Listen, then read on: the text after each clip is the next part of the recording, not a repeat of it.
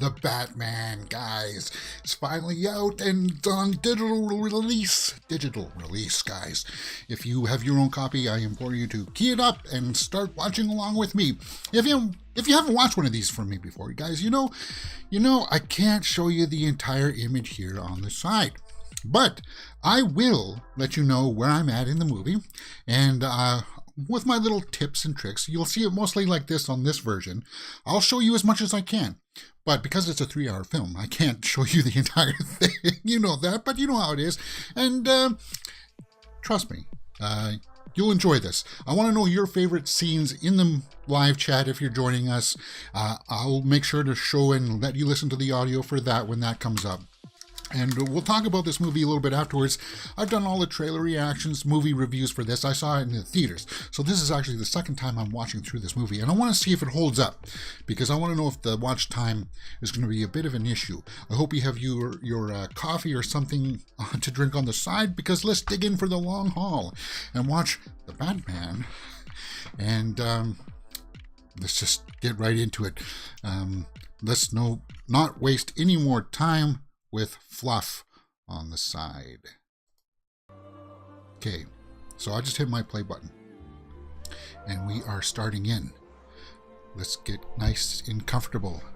We start with the scene with the Riddler on the prowl. Opening scene. Wait, did I miss the 3-hour movie? Yes, it's going to be a long watch. So guys, it'll be the way that it works, the way that I work it is you'll be able to follow along with me if you have your own copy. I'll let you know where I'm at in the movie by letting you have timestamps every now and then, and afterwards, once it goes live, I'll put in like my favorite scenes, the key scenes, and that'll be linked in time codes. And just the way that this opens up with the Riddler stalking, this was a DA, right? An attorney of some kind, and very ominous. And we're just got to get in to watch this. So I'll try to reserve as much footage as I can show you, guys. You know those movie reactors that you see. They do show you footage and their reactions, but they cut it down and they edit it. This is what you buy when you pay for their Patreon services. You get to see this all, but they never actually show you it. You have to have your own copy. You guys know that. But at least here, it's a live stream. You guys will be able to talk with me, and they're giving a little bit of a background here into what was going on with the Gotham politics, stuff like that. So, No Masks Deal With It says those are local reporters in NYC News. Interesting. And yeah, that's so creepy. You can just see like the glare from his glasses there in the background. Beautifully shot. Beautifully. That's so awesome. And Paul Dano here does such a great job. Oh, this is so exciting, guys. I'm excited to share this with you guys. Because as I said in my reviews, this is one of my favorite movies of the year for sure.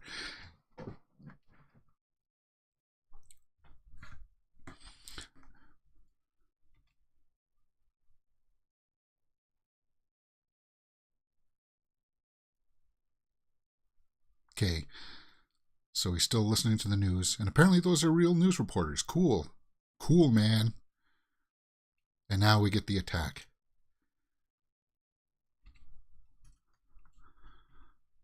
He just kind of like launched himself, and then just like the announcement of him is just, you hear him going, huh, huh, like the brutality of it. And notice how we got the shot of that carpet tool right in the foreground. So Matt Reeves was showcasing to us that that's a key item and part of the detective story. Like, this is a really good detective story, as well as a Batman movie. This is something that people have been wanting to see for a long time. And what better way to start it off than with the Riddler.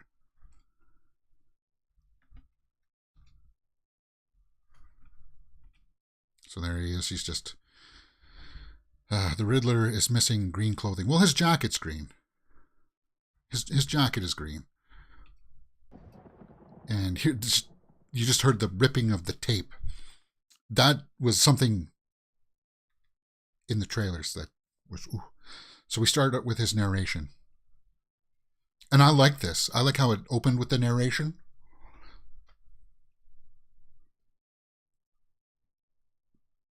And Gotham is very trying to show that it's like New York. Yeah, because we knew that was sort of based off of like that ideal. But I like how they showcased it being like...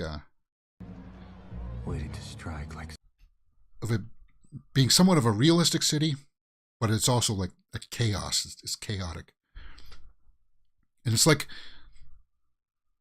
a tone poem that starts off the movie, right?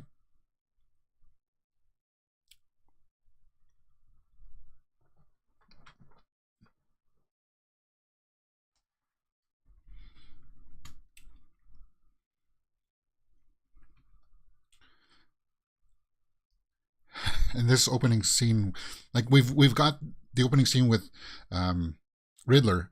Deal with it, says in live chat, bleak city. Yes, very bleak. But this poem, how it establishes the crime in the city, and how just the symbol, the Batman symbol, is like gives the criminals pause. Yeah.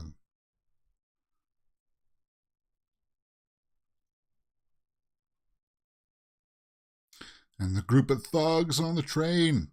And this guy here, they say, is maybe the proto-Robin. I don't know about that, but I heard rumors that people were saying that, yeah, this guy here who is going to be part of the initiation of this gang, he goes off and maybe he'll be like this universe's version of the Robin. There's the music. Dun, dun, dun, dun, dun. Great score. Great score.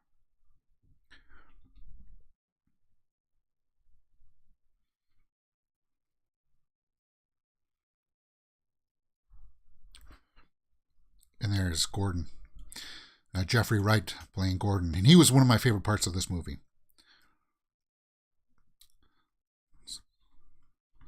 So I like how the current crime people see the bat symbol and they're like, should I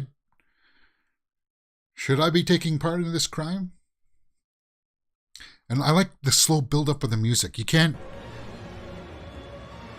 hear it? That and that there's that beat. It's constantly beating until we get up to the reveal of the Batman, and it's a great reveal. Definitely one of my favorite movies, man.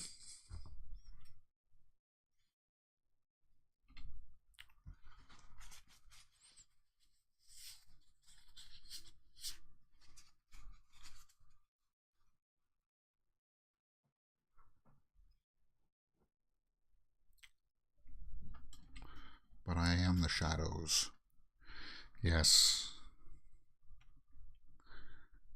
Now, when I first heard that line, was that like a knock against the League of Shadows?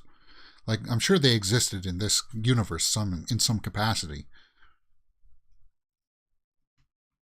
Of course, now the thugs are going to attack this guy. I never understood petty crime like this, just to beat up somebody to prove that, ooh, you're a bad person. Stop Asian hate. What does that have to do with anything? Oh, was the guy Asian? Is that what you're talking about? I wasn't paying attention close enough. We'll see his face here in a moment. I guess he sort of is. Yeah, that's topical too. That's a very topical thing. But I like the reveal here of the Batman. He saves him. And they say that this is like a proto gang that was inspired by the Joker, or this version's Joker. I like how you just hear the footsteps. And we get our first look coming out of the shadows of Robert Pattinson as the Batman, and it looks awesome.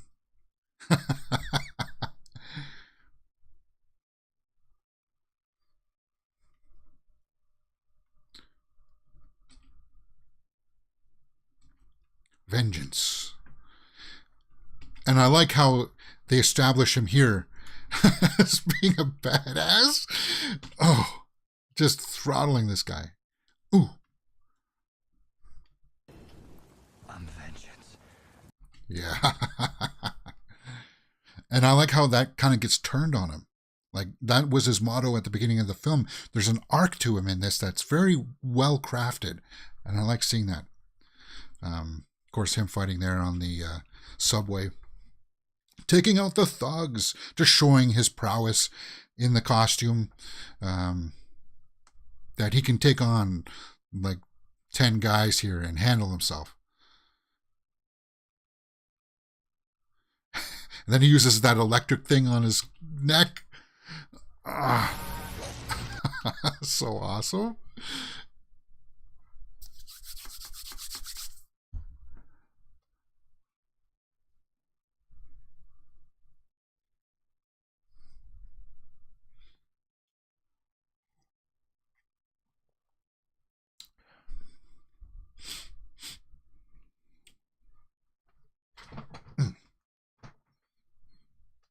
So yeah, this is what people thought maybe he was like going to be like the Robin down the road, because he saw that guy acknowledged that they kind of looked at each other, right? And now he sees that the symbol is up.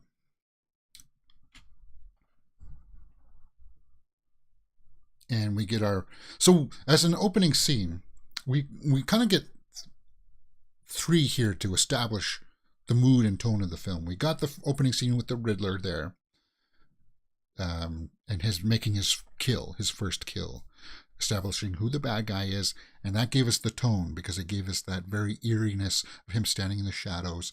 And then they established Batman after that. And now they're establishing how Batman works in this current universe with the police, and that he is a friend of Gordon's. And they're diagnosing that first crime scene that the Riddler had left behind.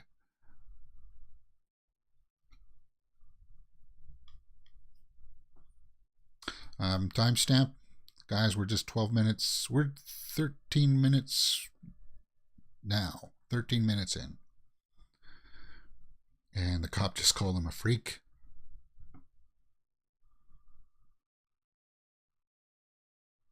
Now I want to pay attention to the clues here. The clues, the things, the little nuances that I missed, perhaps the first time.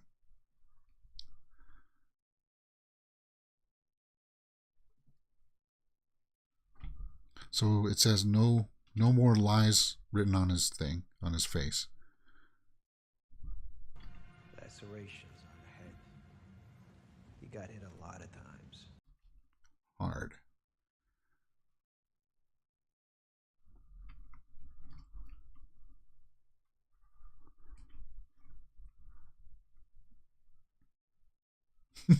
Yeah, he's like, excuse me. He almost walks into the Batman there. Oh, the thumb was severed. That's right. Because that's a clue later on.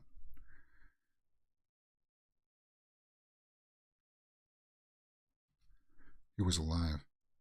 So they're establishing here that Batman knows somewhat of some medical knowledge in his ability to read the fact that the blood hadn't coagulated or something like that after you die or something like that.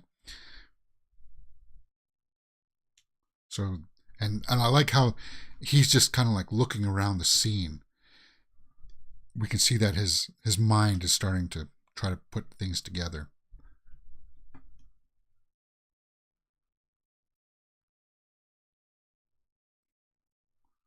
Well-crafted movie. Such a well-crafted movie.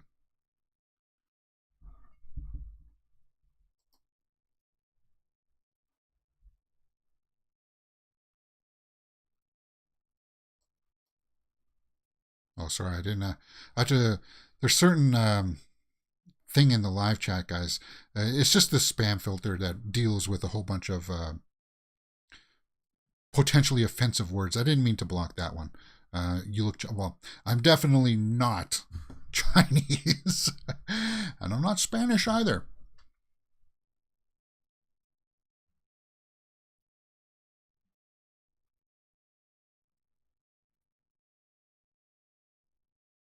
In fact, I don't come from anywhere but North America.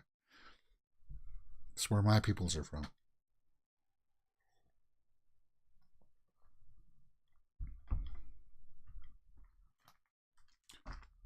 Oh, I like this. Yeah. He lies still. That's what it said on him. He lies still. He lies still. And there's like double meaning in that, right? He lies still like he's dead, but he also lies like the narrative that he was working on beforehand lies.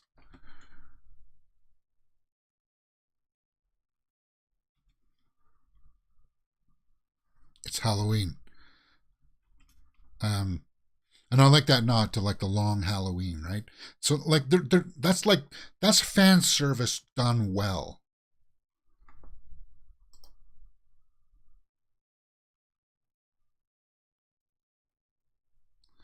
So guys, if you're just joining us here in the live chat, we're watching the Batman. If you're watching us on the live stream or afterwards, there'll be time codes there for you guys to follow along in the stream. Let me know your favorite scenes. What part were you looking at as one of your favorite parts? For me, the Gordon Batman connection here was really strong in this movie, and I like that. And this is our first use of Something in the Way by Nirvana, and we knew that from the trailers and production notes going into this that Matt Reeves had openly stated that Kurt Cobain and Nirvana and this song is what really inspired this version, this iteration of Bruce Wayne and Batman. That's why he has got the long hair. And we just did a story the other day on Movie News. We do Movie News daily, live 12 p.m. Monday to Friday Eastern, 12 p.m. Eastern. We just did a story where they thought about shaving Robert Pattinson's head like bald. I don't know what they were thinking, but I'm glad they didn't go with that look.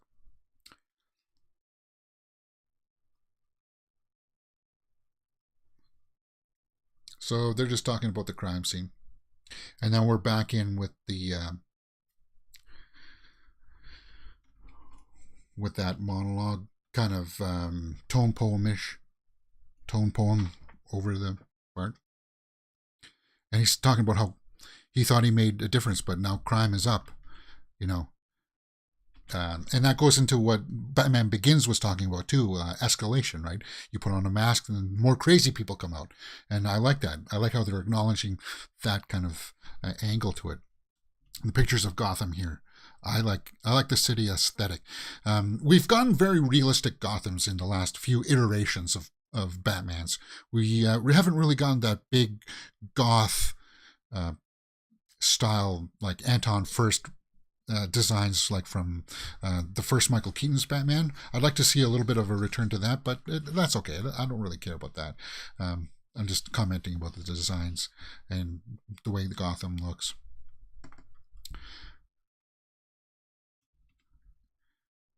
And I like it's like his Batcave is like in part of an abandoned subway system, like some station.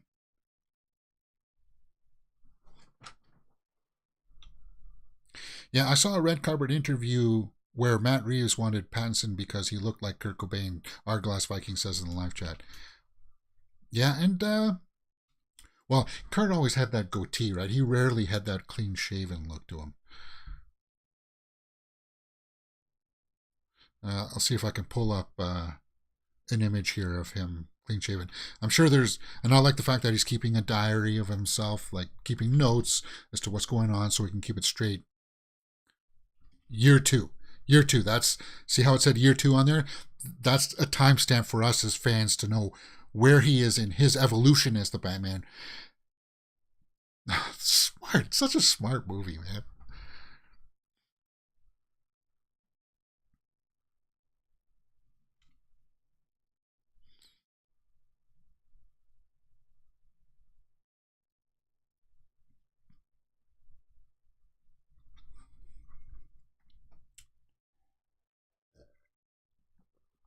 Oh, they're talking about his parents here. Okay. And I guess that's our first real look at his face there, right? As a turning shot. I thought the first look was when he took off the mask and you saw him just kind of looking there. But that's our first real look at him. And here comes Alfred, and played by Andy Serkis. One of my favorite scenes is Batman hitting Gordon and escaping. Yeah, we'll take a look at that scene for sure. I'll let you guys see some of the images there for that.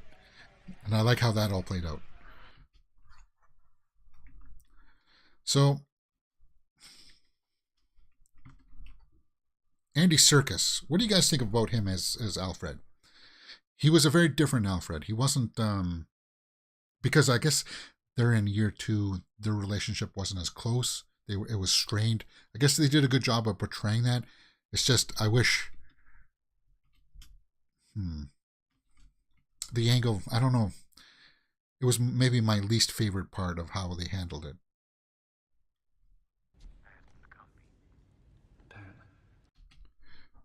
No Mask says meh. Is that to this version of Alfred? So Alfred's just asking him, why is the Riddler leaving these messages to you? Saying, have a shower. They're coming for breakfast. Here. No Mask says, I'm a fan of Andy and Mocap. Well, he pioneered it pretty much, right? So they're talking about how his family's legacy and stuff like that. If I can't have an effect, I don't care what happens to me. Yeah.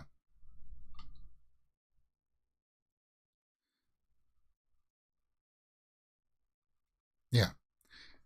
And that just immediately puts distance in between them. And maybe that's what I didn't like, because you always thought that they were a team working together. And in this story, there's going to be that distance. But they do a great job of mending the fences in this movie, for sure.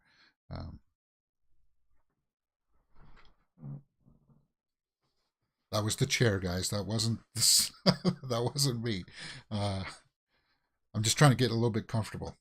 So if you hear a weird kind of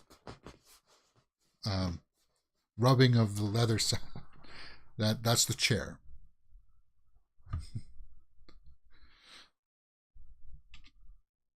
So Alfred's just looking down at the clue. He's going to settle it. It says he lies still.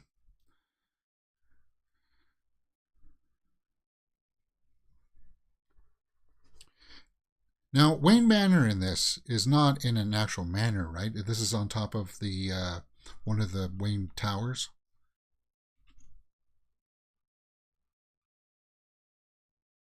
Fresh berries.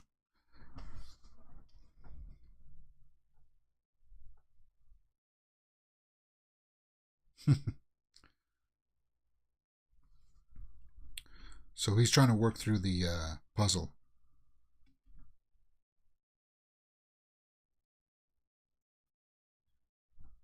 It gives us HELIST. So even though that their relationship is strained, they still work together.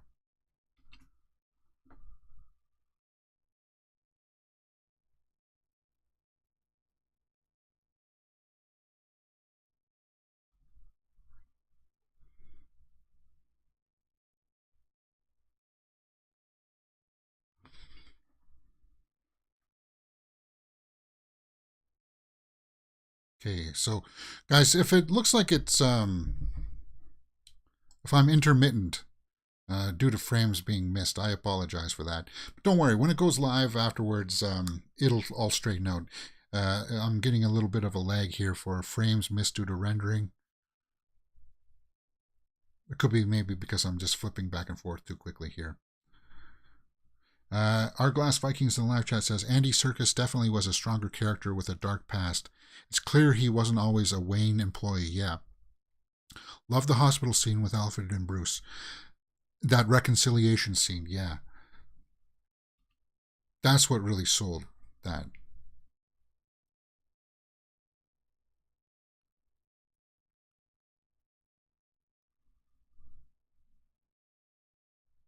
Okay, so they're investigating the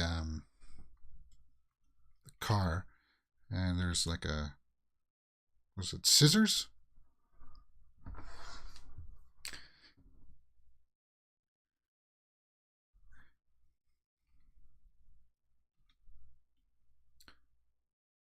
This is kind of gross when he holds up the thumb and he's got to use it as a plate to unlock.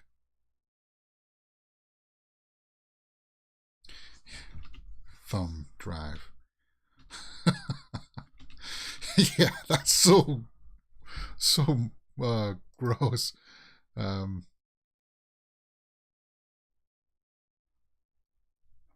So gross. So now he's got to actually press the thumb against the...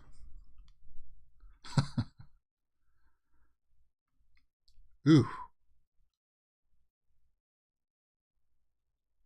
So they get into the file system. Let's see where we're at, guys. We're 28 minutes and 42 seconds in. That was a quick 28 minutes. Our first introduction to the Penguin. We could...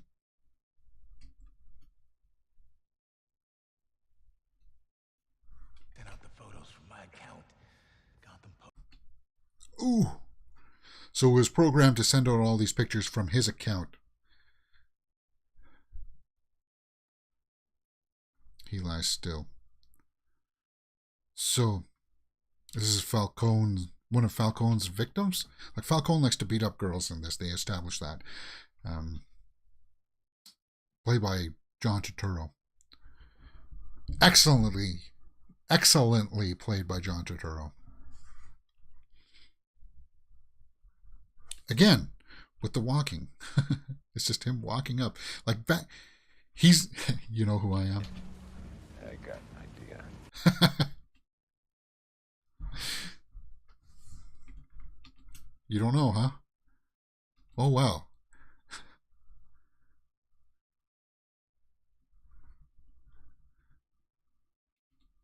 They're twins. See, I don't know if that was supposed to be a nod to something, too. But, of course, he tattoos these guys up.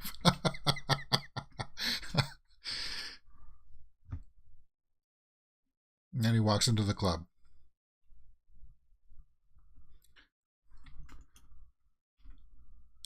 I think we've all had that moment in our lives as men, when we, or and girls too, that we've walked into the club and we've had that kind of like swagger to us. And you kind of get that here, right? Of course, he's beating these guys up as he does that, but I used to like that when I was a younger man, walking into the club.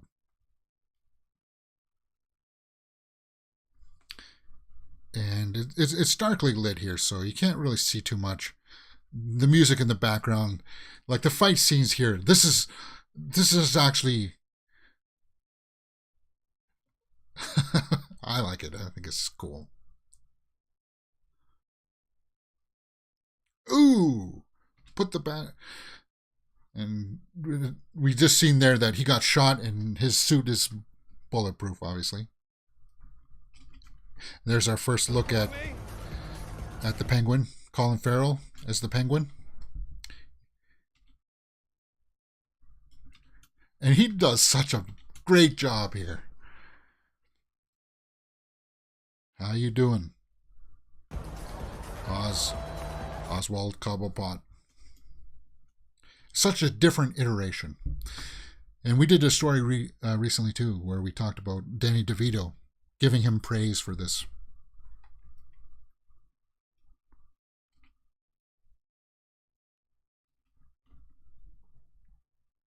And here's our first look at Selena. Ha! Ha! Zoe Kravitz. But Penguin was looking at him. Penguin was looking at that. And he saw that he was kind of interested in her, right?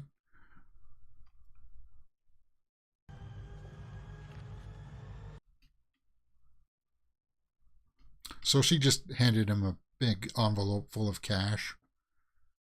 And he's handing her some of their version of narcotics.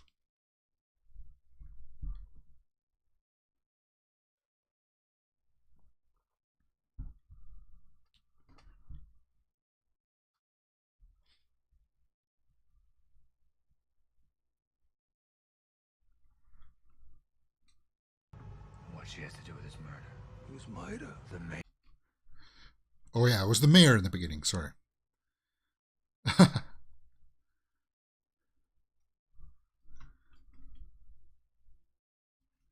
Yeah. So by this interaction, it sounds like Penguin and Batman really haven't had too much of interactions.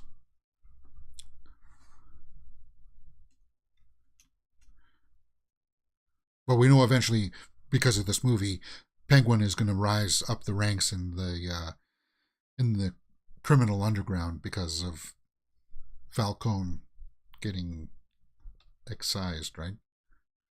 That's Mitchell's wife. Maybe she knows.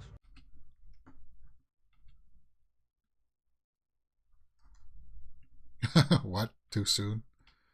I like that. And he can see the boots there. Again, Matt Reeves is telling us what we need to be focusing on, what we should be looking at. Now, we don't know that yet, that those boots were significant, but at least he showed us it so that in the back of our minds, we're like, oh okay. If we see it later on down the line, then our brain will clue in to say, oh, that's familiar. And that's why I said the directing for this is top notch.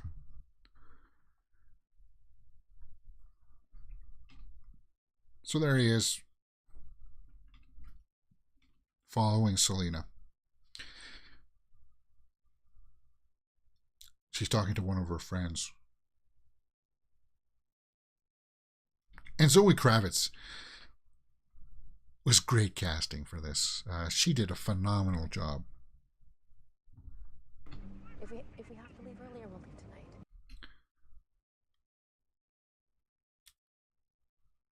And I like how you can just see him riding on his bike there in the background. You saw him actually riding. So that, again, the attention to detail. Matt Reeves is a masterful filmmaker.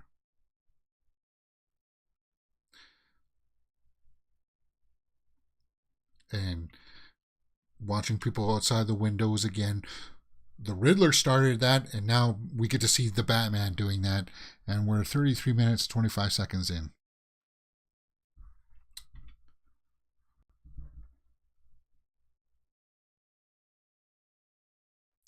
You know what my computer's probably doing? It better not be doing an update. Maybe that's why I was lagging there for a little bit.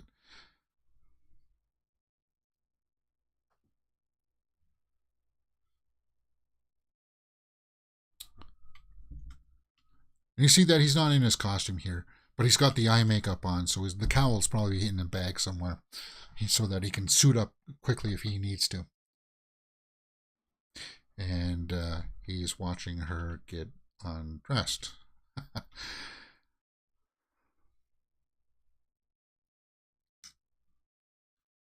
We see that she's going to get ready to go out and steal something, right? She's a cat burglar.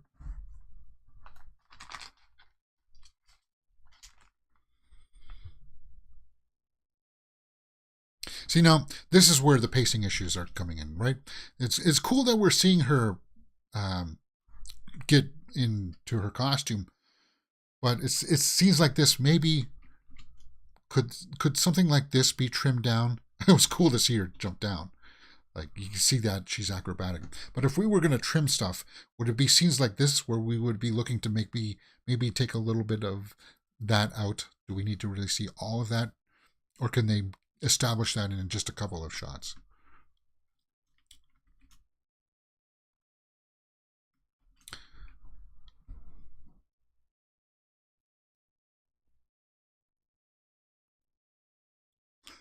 So, oh, look at that. That's the garden. Gotham Square Garden. That's going to be a set piece towards the end of the film. So they're establishing scenes.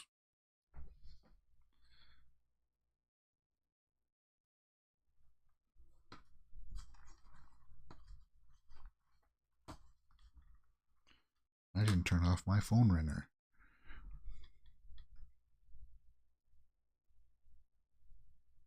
Good. There. I was lucky. Nobody phoned me or texted me in 40 minutes.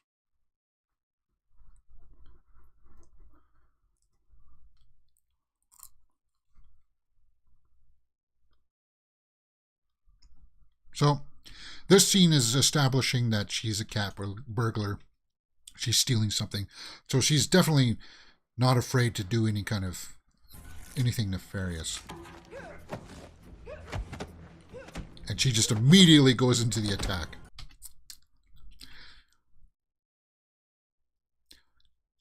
Now these scenes are a little bit dark, so I might be able to get away with showing you guys most of this.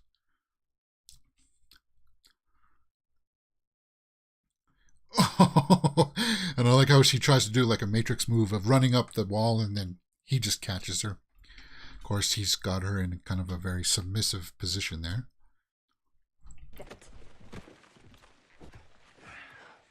Our Glass Viking says in the live chat, most of the Batman was filmed in Glasgow, Scotland.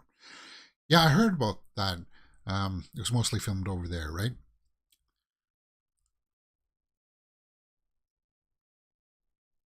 Like especially with the funeral scene.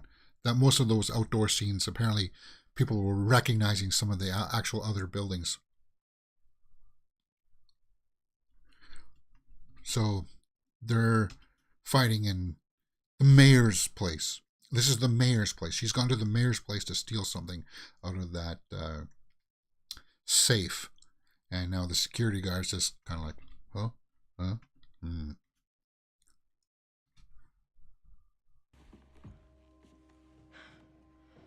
honey, you got the wrong idea, okay?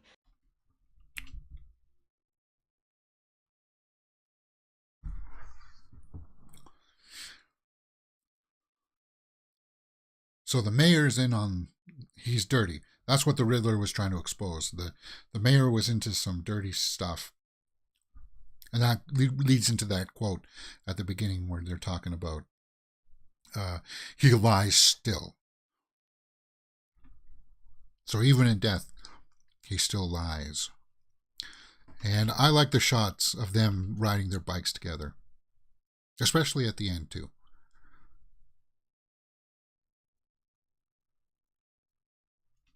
So they're at her place now. And it's all been destroyed.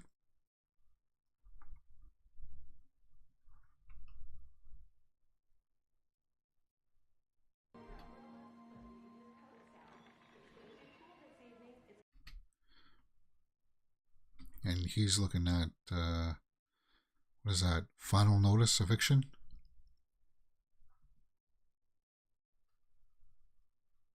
Gonna do her, she's just a kid.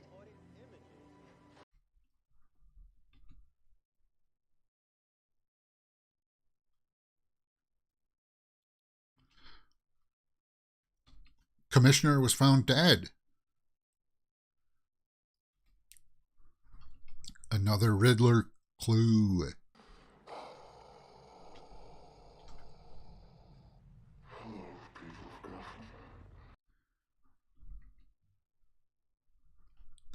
On Halloween night.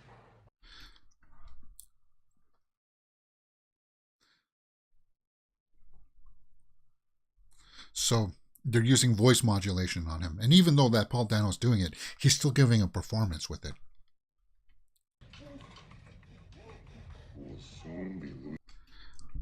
And this is a very jigsaw killer type trap of like the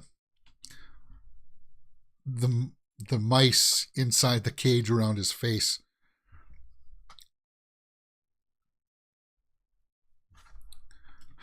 The Riddler's like, goodbye. That was the commissioner. Tough way to go out. So yeah, we've got lots of inspirations coming in here. We got Kurt Cobain Nirvana coming in. We have Jigsaw Killer coming in with the Riddler, with ties in with Seven, the Seven John Doe character, and the way he deals with things. And that's just how you build out the universe. You give people things that they can recognize, and that gives people enough to say, cool, man. So they're talking about the bar here, the Iceberg Lounge.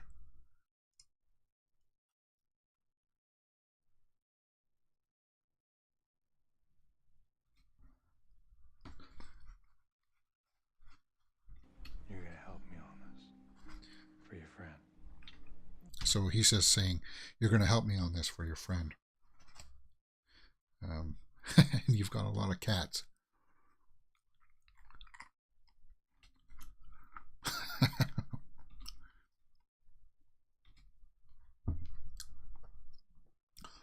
See, this is they never call her. Oops, sorry. Just having a little bit of a snack here. I shouldn't do that actually, maybe right now. This is another version where they never call her Catwoman, right? They never did that in the Nolan movie. They never called her Catwoman. So, Gordon and Batman are just taking a look at the body. Arglass says in the live chat, Heath Ledger did a similar video killing as the Joker. Yeah, those handheld video things. So yeah, you get those nods. You're like, I recognize that. That's cool. And that's how you get the wide audience. That's something that James Cameron really understands. Is you give in those familiar nods and you weave them in. And that's why people say that Avatar is like Dances with Wolves or Fern Gully and stuff like that, because he's using those similar themes.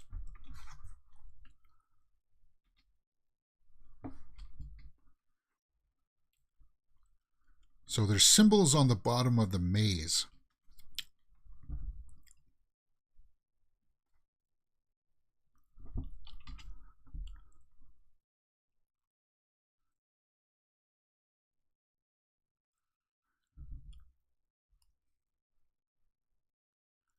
So we got the mayor and we got the commissioner in on some really bad stuff here. Timestamp?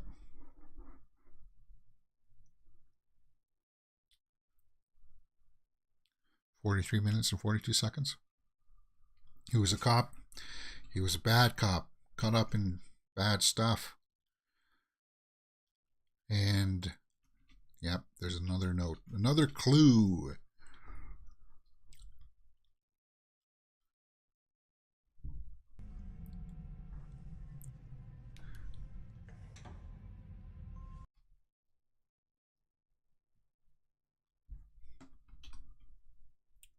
What's a clue say there?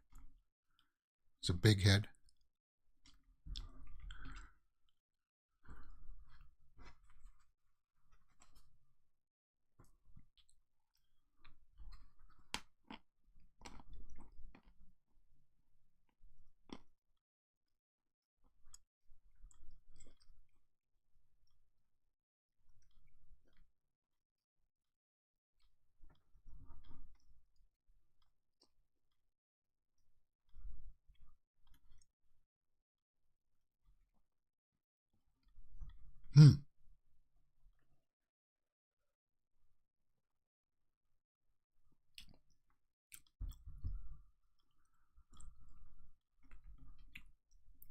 So he's just putting in that eye thing on Selena now, asking her to go into the club as a spy.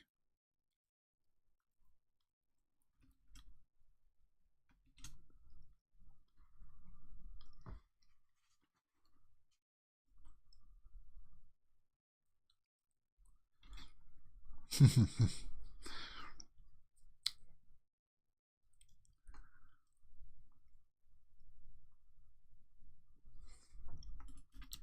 says, "Look at me." And you can tell, like this is where you can tell that they've got chemistry together. And just the way that they're looking at each other. You think that he's looking at her to say, ooh, something sensual maybe, but he's just looking at the thing in her eye to see if it's fitting in there. Nomad says, this movie is too damn long. Well, yeah, that's what I was talking about. Okay, with scenes like that and even like this, could you cut down some of this? Could you cut down and establish, okay, she's got to go to the club and she's got to do infiltration and such. Could any of this stuff be trimmed down to maybe take out half an hour? And I think it could. And I don't think it would take away from the film. A lot of the establishing shots are mostly in the past times have been used to help us give mood and weight to a scene.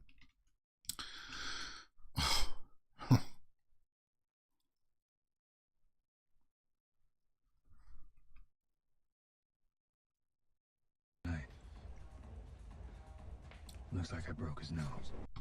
So he's talking to her on the comm piece and the earpiece. And yeah, guys, if it's too long, don't worry. And if you're joining us in the live chat just now, watching us, we're watching the Batman. And I'll let you guys see what parts, as much as I can. It's a live stream, guys. And if you have your own copy, I'll give you time codes, timestamps, so that you can sync up your copy and just open up another window, drag it in over this. And it should sync up for the most part, so you guys can watch it.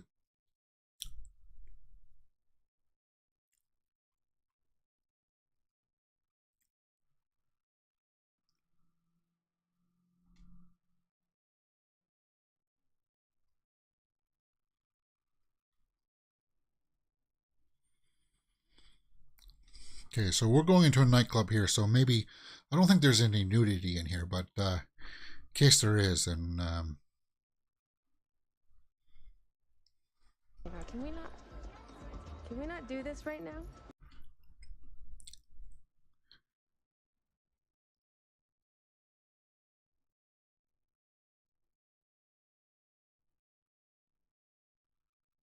So they just walked by the one guy here. What's this actor's name? I forgot this actor's name. Gil Colson. I'd have to look up this actor's name. I forgot his name. The Snyder Cut was long, but it needed to be just seen to prove better than the original. And that was like 4 hours, right? It's PG-13, no nudity. I know this actor's name. Why is it just... So he's just going to get propositioned by her. He's going to proposition her to go be at his table.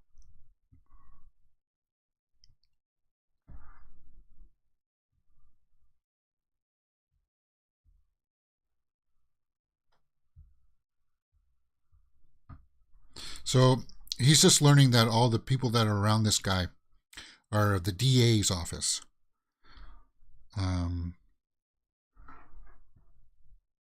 Peter Sarsgaard, that's who that is.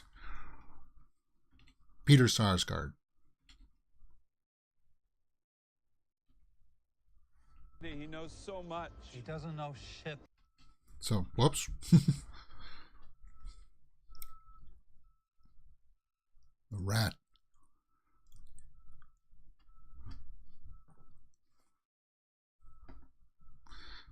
Yeah, see, now that's suspicious. Why would some strange girl come up to you in a club and ask you about a rat in the case that you were working on? Informant.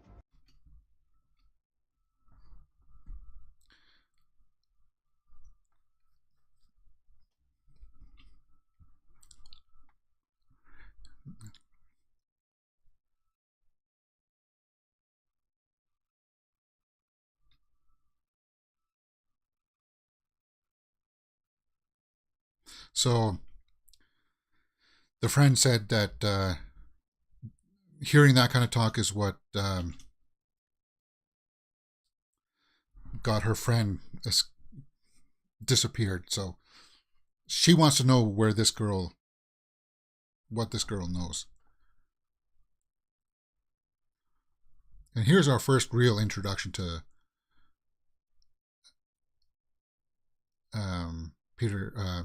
John Turturro, right? Here he is, Falcone. Now, I'm sure that he knows that that's his daughter, right? Right? Like, I know that's a reveal later in the film. I was just headed back upstairs.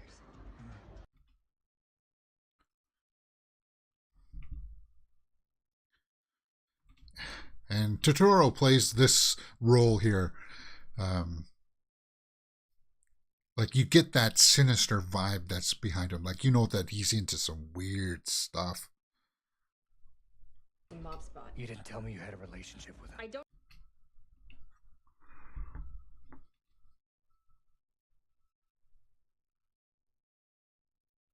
So she's taking out the eyepiece and disconnecting, and she's bailing on the situation.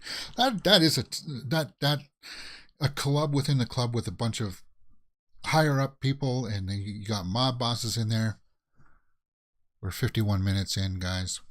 Still got 2 hours to go. So we're in for the long haul.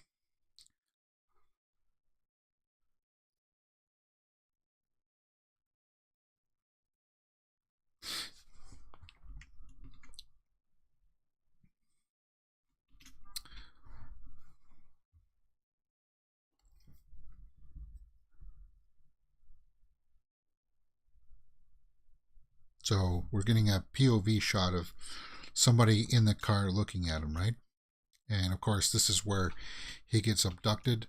A top shot there of him getting in the car. Choice of cinematography is great.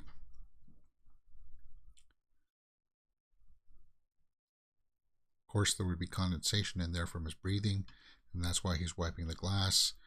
And then you see him sit up in the background. And of course, he's under the influence here, so he's like, wait, what? Why is that gone? And you just see that boop, boop.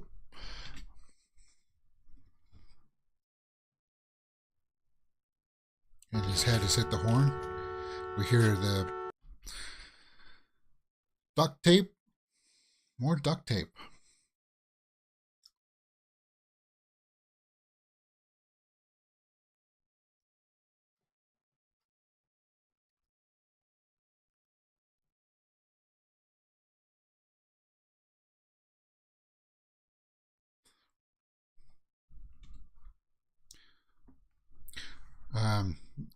And this is a very Jigsaw type thing too, right? The thing around the neck of the bomb. Oh, look at that. They're establishing that a part of Gotham there is below the river level. Terrible design for a city. I don't know whoever made that. But that obviously, again, is going to play into factors later on in the movie. Smart. So I'm picking this up now. This is my second time through.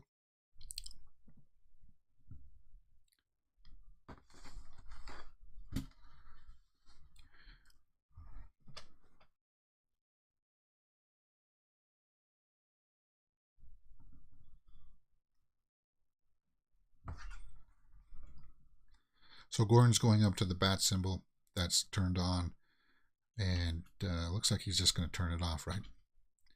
Because it's dawn now. And of course he's there. Sure, there was. And Batman wants to know about this informant about in the Maroni case, and this is what the Riddler's really getting at.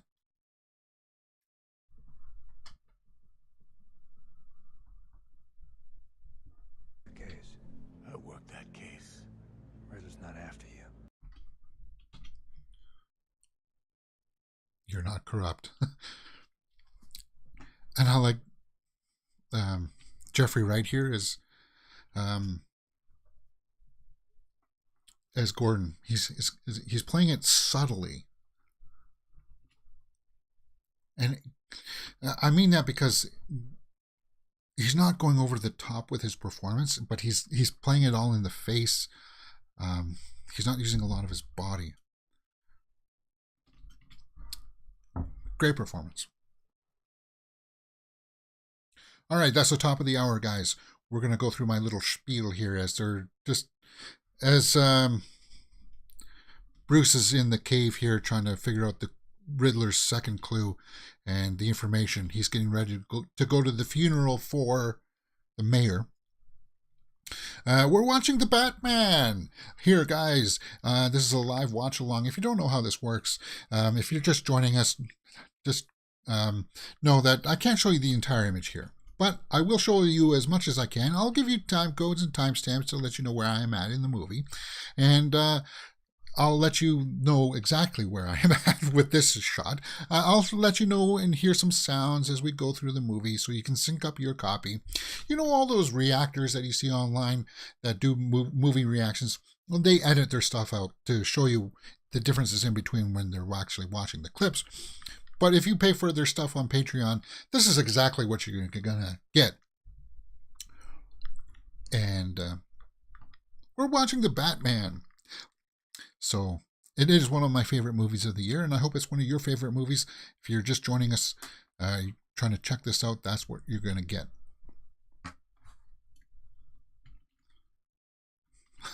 So Alfred's worried about the cufflinks. He's always worried about grooming him. So they do have that relationship, right?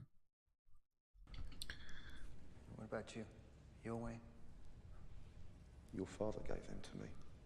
So he realized that he didn't have cufflinks on, and Alfred gave him the W cufflinks, the Wayne cufflinks that we see there.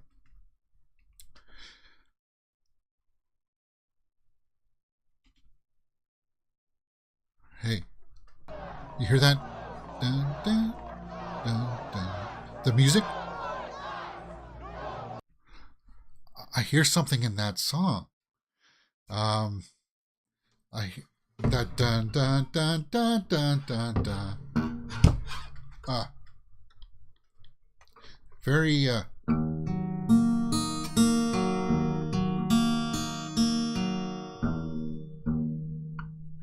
very metallic. Nothing else matters.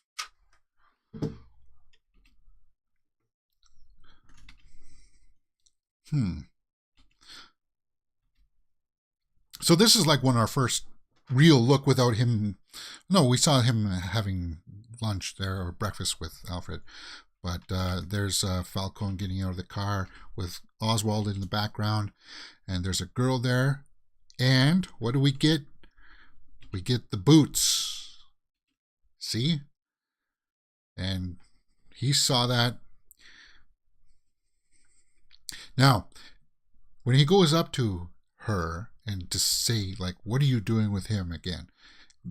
They're trying to put that in your gut. It's like, she's playing both sides here, Selena. And the interesting thing about this,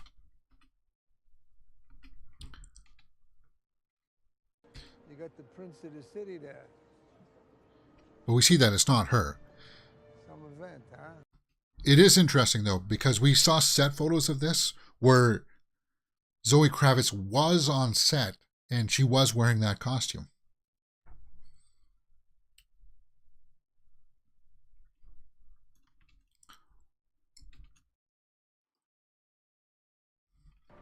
Right here.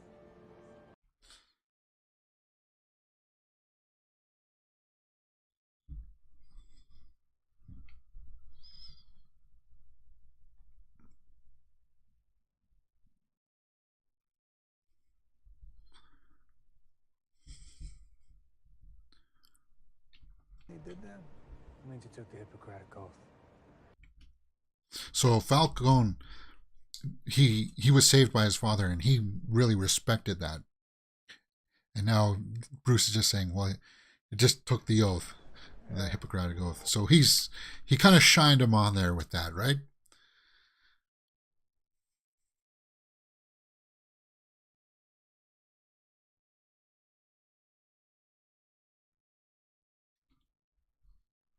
I like this scene, especially when he turns and he sees him just kind of standing up there.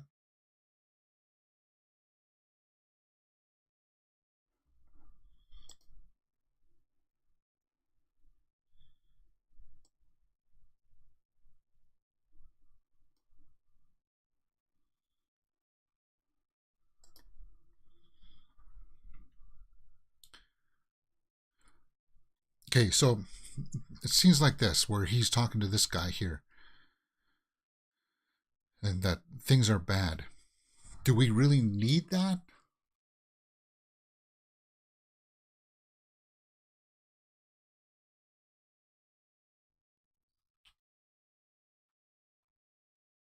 So they released the like a minute-long funeral scene.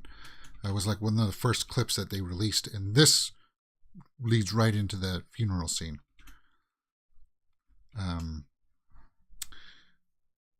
And this is where they said, if you were watching this in the theater, you can go to the bathroom during this part, because this clip was online. And I think it was like a minute and a half, if not 2 minutes long, of this clip. Like, the marketing for this was interesting. And of course, he looks at the son of the mayor there that's now without a father, just like he was. He's missing. What? Hasn't been heard from since last. So, Gordon's telling the chief that Gil Colson is missing, this Peter Skarsgård character. But even now, you get the sense that Bruce feels like something's not right. He's just like standing around, like waiting for something serious to happen. And he said that he's going there to look for the Riddler, right? So that the Riddler may try to do something. But I like the sound mix here. You hear a vehicle in the background and you hear screaming. And that shot right there of him looking up at him. And then, of course, the, what is it? Is it a minivan or something? The car breaks through.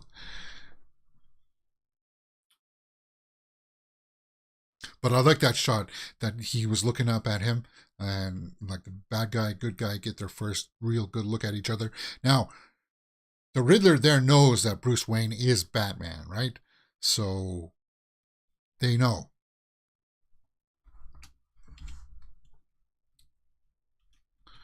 So Gordon's just telling Colson to get out of the car.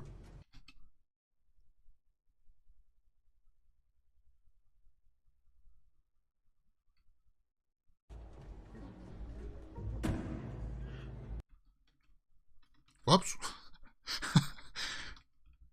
There's a bomb around his neck, yes.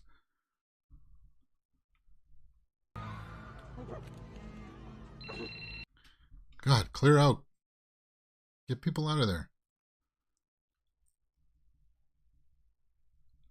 Yeah, so they finally, Gordon's finally like, yeah, let's get out of here. Our Glass in the live chat says, Bruce appears on high alert all the time. Well, yeah. Yeah, you can tell he looks almost like uncomfortable, right? Being in public like that.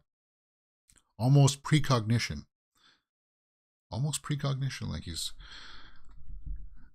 able to perceive things before they happen. That would be awful, just sitting there with that thing around your neck and they're sending in drones to come in and check it out.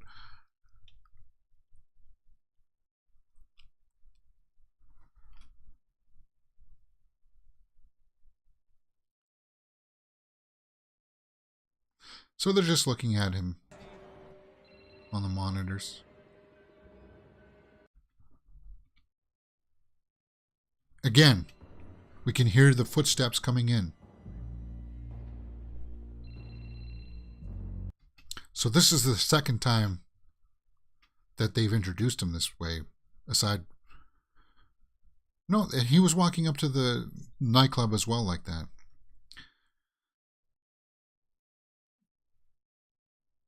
So they're just wondering what the Batman is doing there. Well, he's there to try to figure out this clue because it says to the Batman on the clue on the chest.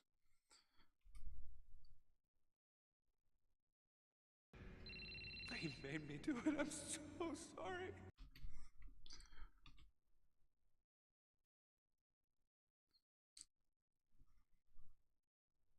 So they're talking about the lock on his neck that looks like a combination lock. The phone is still ringing in the background. Speaking of which, I'm going to put my phone in for charging.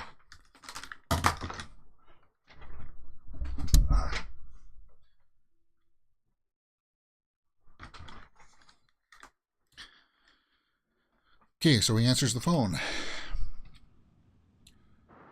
And we just hear breathing. You came.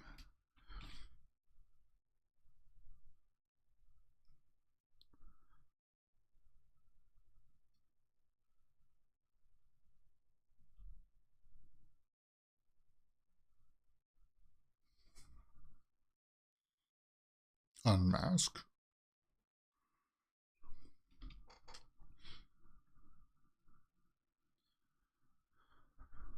Stu.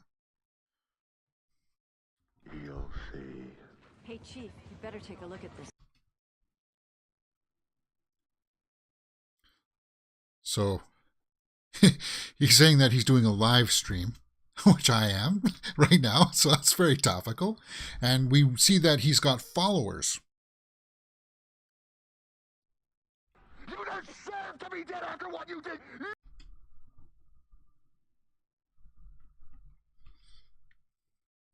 Wow.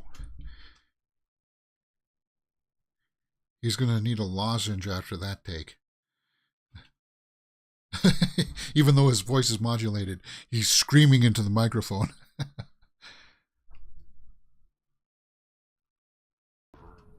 Since I was a child. Always loved little puzzles.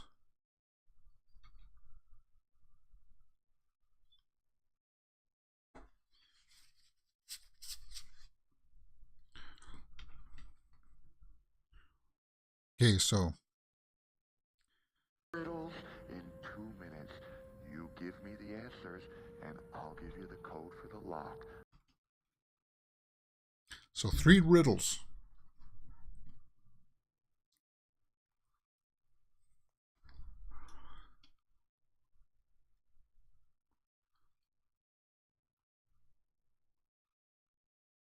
So that one was fairly obvious. That one was justice, right? Because cruel justice, poetic justice. You were supposed to be an arm of justice.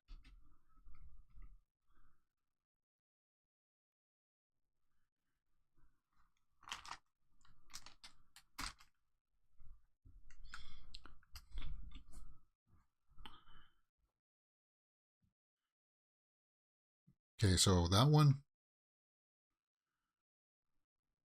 Bribes. How much? 10 grand? 10 G's, I'm not thinking about.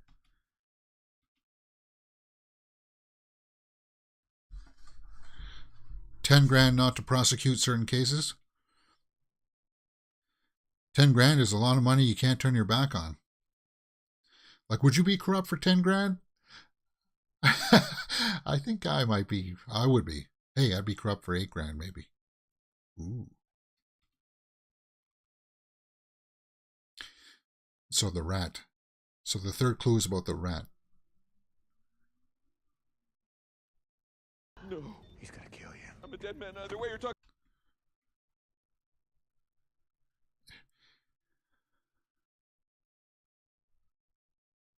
Who will? Should. He. Ah. Wow. Beautiful shot. And I like how it just I Oh my God, that was just so beautifully photographed. And all we're hearing now is like the ringing in his ears from that. And this is where we're going to get to one of our Glass's favorite scenes of him in the police center, right? And he's got to break out. They're all looking at him. I don't understand. If you got to carry him into the cop shop, you wouldn't at least pull the mask back first? And he wakes up there.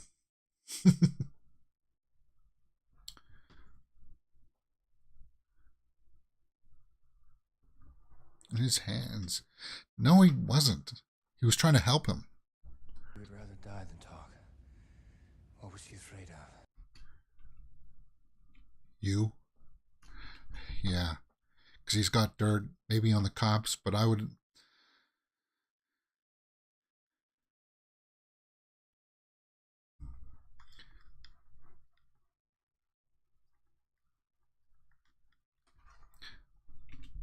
So you can definitely tell that there's some corruption here in the cops.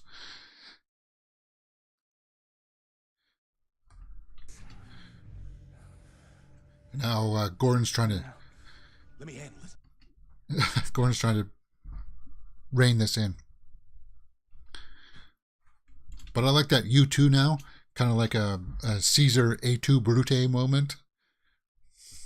But it's not. You can tell that Gordon's just trying to like make sure that the cops there don't rip him apart.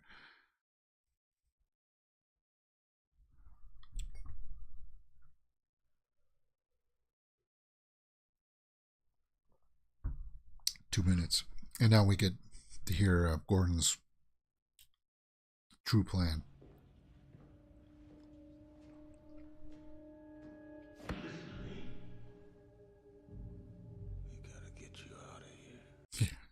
We gotta get you out of here. Well, you punched me in the face. Take the key.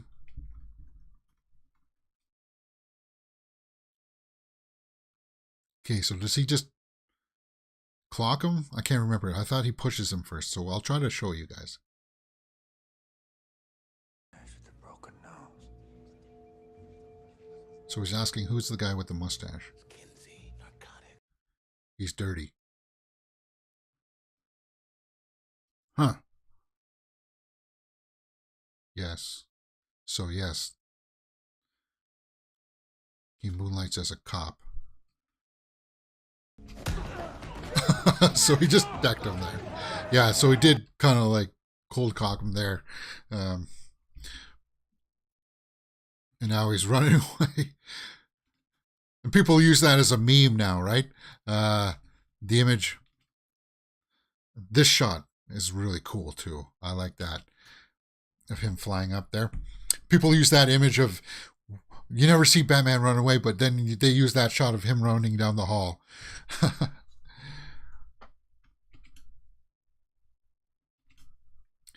Now, I like that. I like the squirrel suit there, that how it kind of like all inflated around him. And apparently, like, he hasn't flown all that much.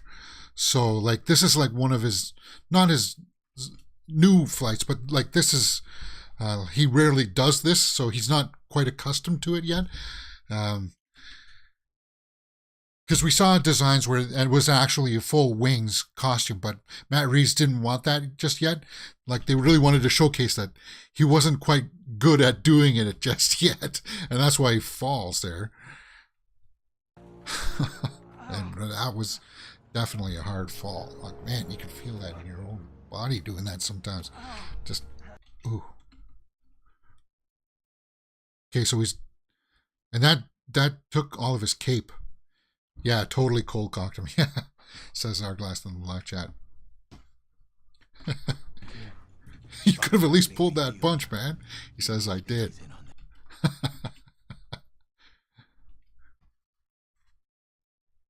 So now they're just going to be talking about the cops. And I'm going to finish my one walnut that or almond.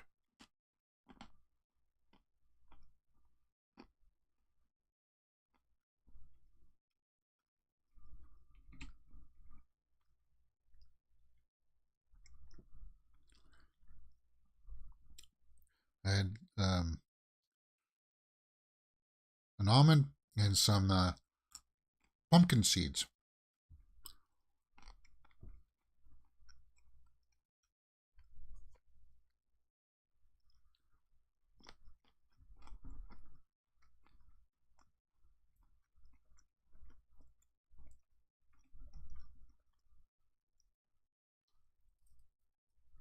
Drugs.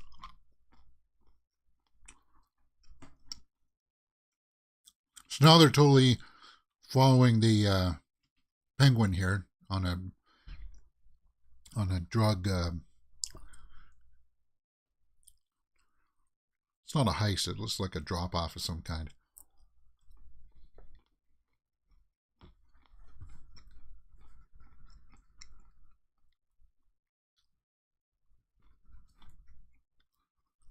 There, that's it. Just a small snack there.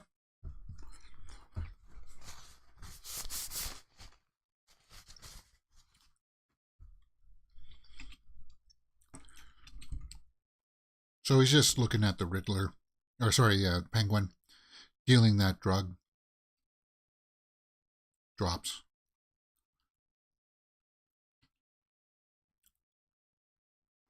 So Moroni was working with the drops.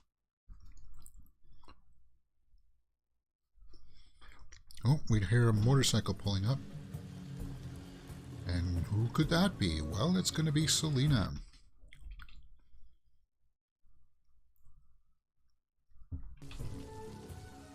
And you hear her theme mixed well in the background. Great soundtrack, guys. Timestamp? 1 hour and 17 minutes in. And this is going to be one of my favorite scenes of the movie, coming up to the reveal of the Batmobile.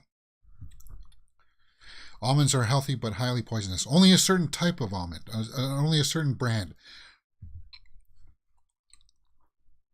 The husk is definitely most poisonous on all almonds, I think.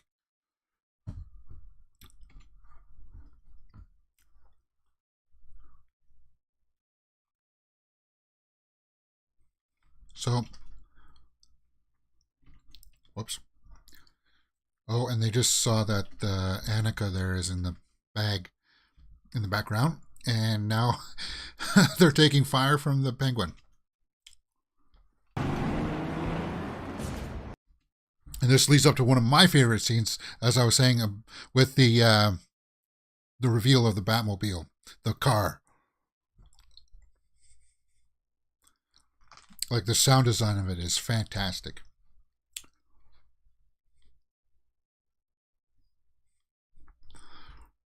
So we're just getting some gunfire here. It's Colin Farrell as the Penguin. Hey, vengeance!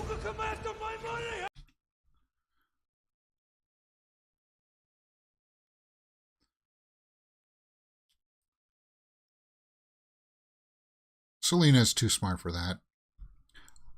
Here we hear, there it is. Great sound.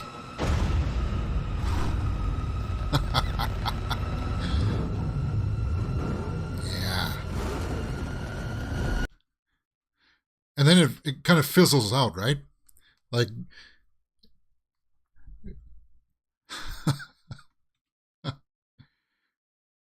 yeah, he stalls it. He stalls it, and it's kind of like, oh, well, maybe it's not quite as cool as we thought. So I did see that right. I was like, did that happen? I thought it fired up. And, oh, man, what would it be like to drive that? Just how cool that would be. So I'm going to show a lot of the chase here as much as I can.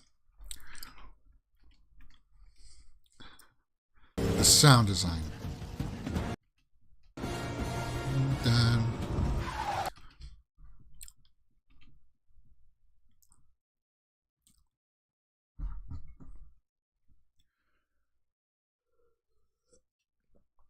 Yeah. as far as Batmobiles go, this is probably, it's got to be like, because it's more of a realistic car. It's not one of those abstract ones. But when he busts through, I'll try to show that scene when he busts through and jumps over that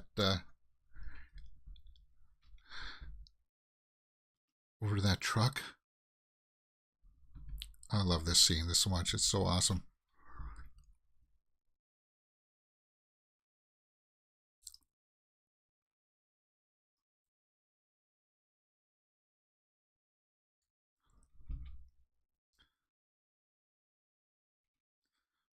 And they're definitely not using the Michael Bay technique for this car chase. Like the Michael Bay technique, it's just them sitting in a stationary car and the camera's moving in and around like this to create the action. And you can tell they're just sitting in a stationary car. At least here you can really get the sense that this car chase is happening, right? Like Matt Reeves is really going through the efforts of showing us. Like I'll see if I can pull up a shot like this here, like there's a mount on the front of the hood of the car, and you can see him driving, and you can see the action like going around in the background.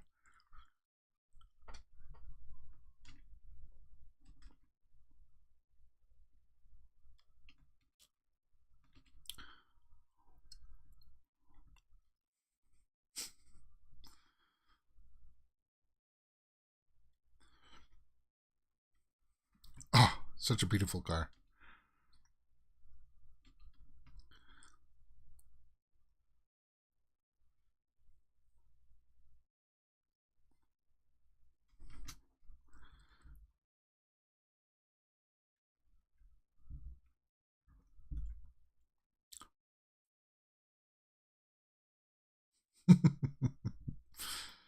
So he's blocked in here. He gets blocked in, and I forget. He tries to push one of the vehicles out of the way, right?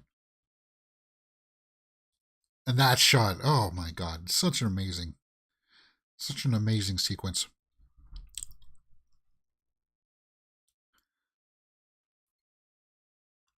Okay, he pushes a truck out of the way.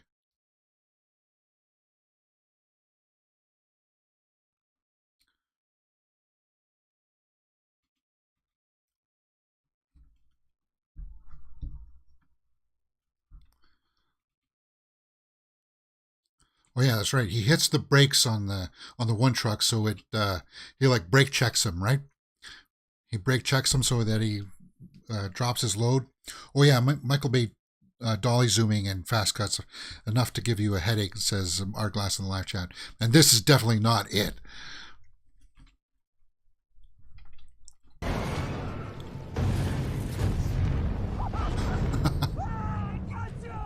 Yeah. Yeah.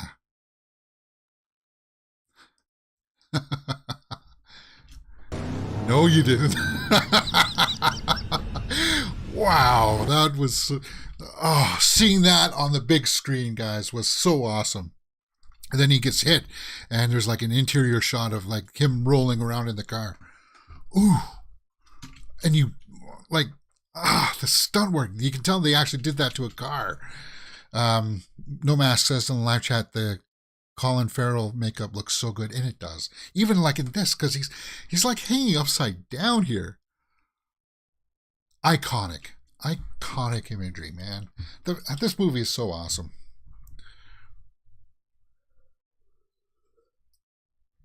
Again, with the feet walking, just the feet walking, and you hear the sound. Dun, dun.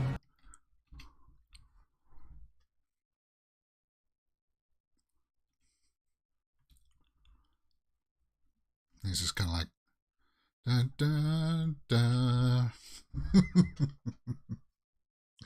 Great scene.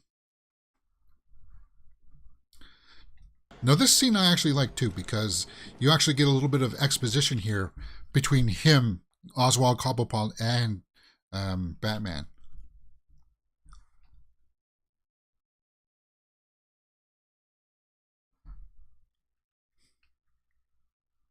So they're accusing him of being the rat. but he's not the rat.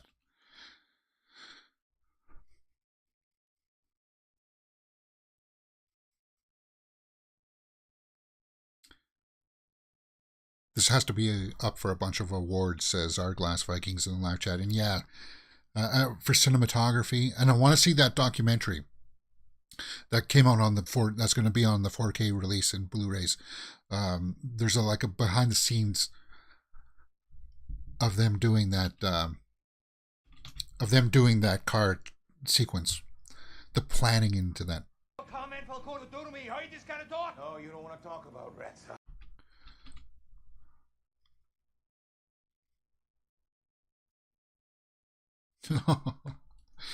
Like Colin Farrell here is doing a great job. The stool pigeon, that's not you. The symbols in the maze. You are El Rata Alada. You are El Rat that says that? Why? You got something? It's like the worst Spanish I ever heard. So, like, Oswald helped him there, made them realize it's supposed to be.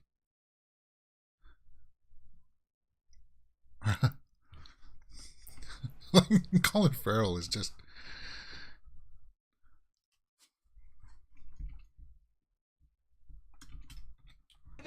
A rat with wings. You are El Rata. Kind of like El Barto.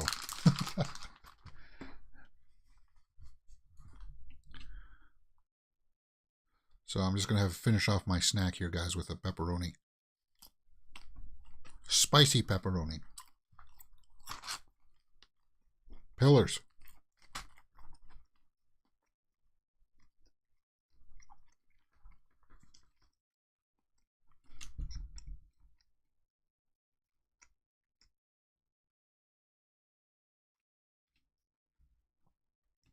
So he's talking to him on some kind of internet relay chat kind of thing.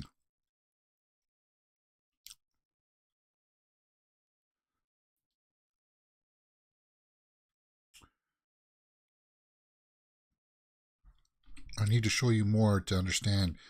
Hey, we just watched a movie where they're talking on their computer screens like this yesterday called Choose or Die. Choose or Die.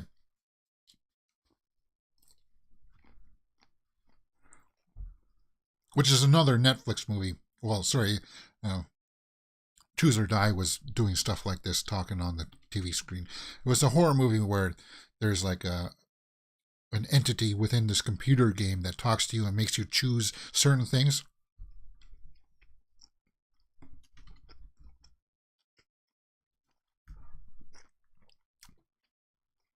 And if you don't choose, you die. So he's saying that this clue that he's talking about is an orphan. And he said goodbye.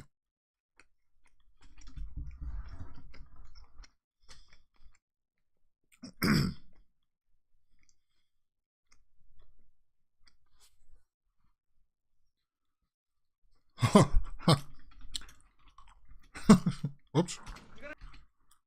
How the hell am I supposed to get out of here?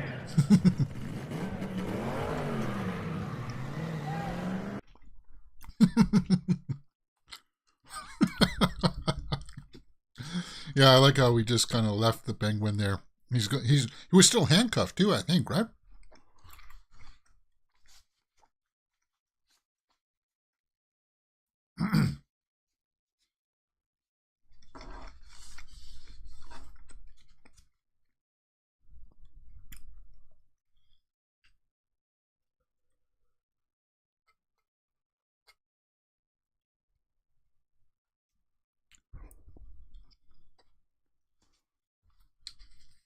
So they're going into this orphanage that used to be part of the Wayne estate. And we're going to find clues out here that reveal that Thomas Wayne perhaps wasn't as peachy clean as perhaps he wanted his old man to be, right? So they found a bunch of drug addicts and stuff in there, some squatters.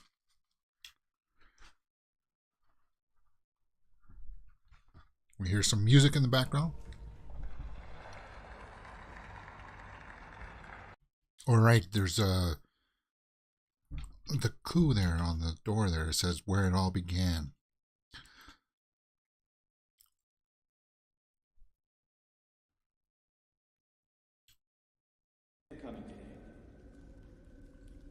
I believe in God. So this is a speech from Thomas Wayne that we're hearing.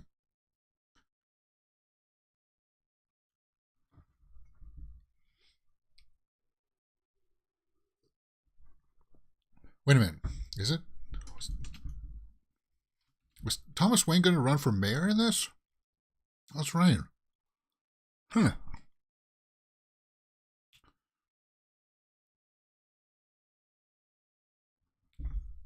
What's that written? Renewal? I want to show the clues. Sins of the Father is written on the wall. Right there. Sins of the Father. And the other one said renewal.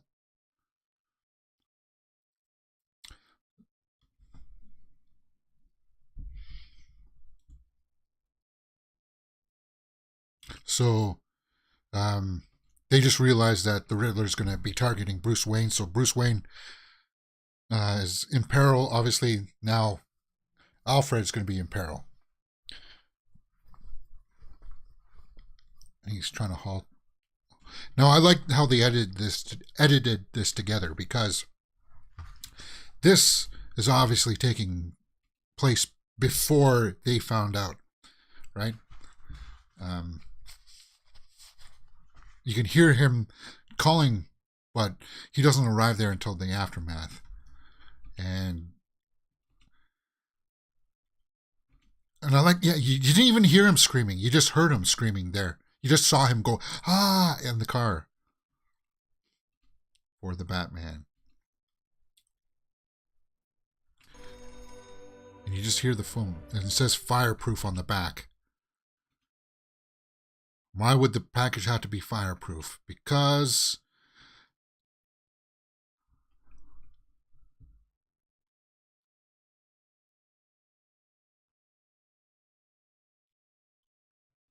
he has, sir. Yeah. So he already got hit by the explosion. Wow.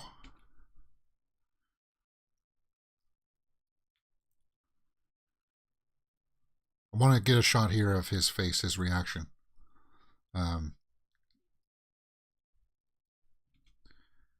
So we didn't get to see his immediate reaction. This is just kind of the aftermath. But like that look of dread, I wish they gave us a little bit more of a look on that, because they talk about that later in the hospital scene, of that fear of that, oh no, kind of crap. Like they've gone for my family, the people that I care about, kind of feeling.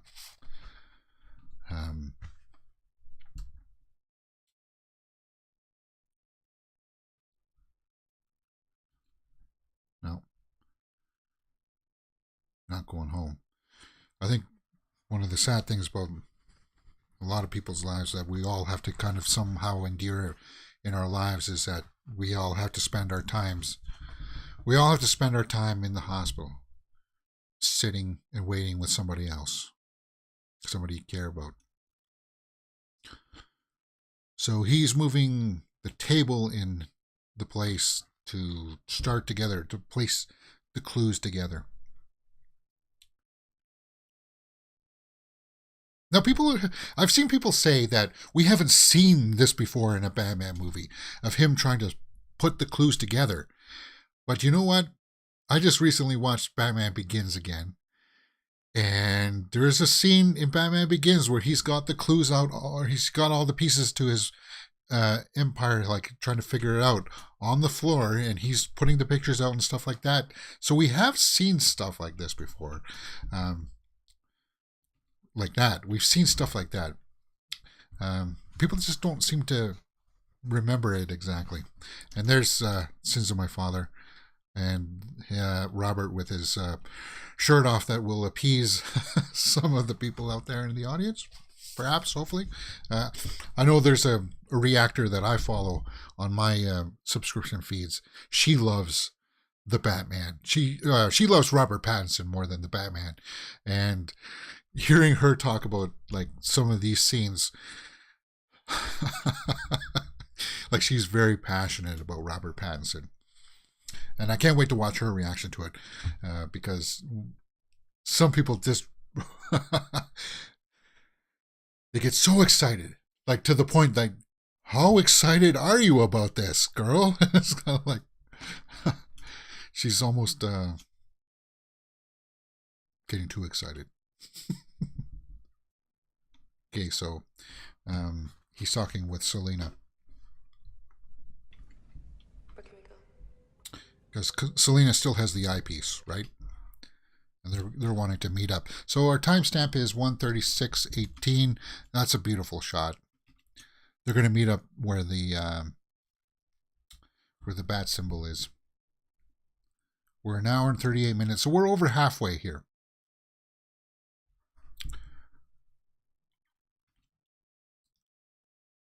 Beautiful shot. Beautiful shot. So we're about halfway through here. We've established who the Riddler is and what he wants. He wants to uncover all the people that are tied up in this corrupt plot to hide the rat of the Maroney case.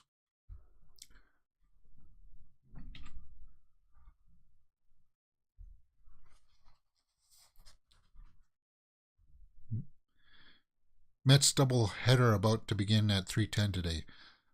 Are you a Mets fan? No masks? I'm close to Toronto, so I'm a Blue Jays guy.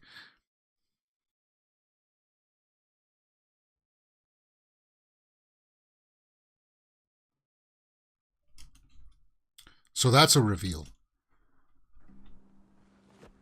And that's a different reveal that I think, that's a twist that I think Matt Reeves put on, because traditionally she wasn't Falcone's daughter. There when I was a little girl.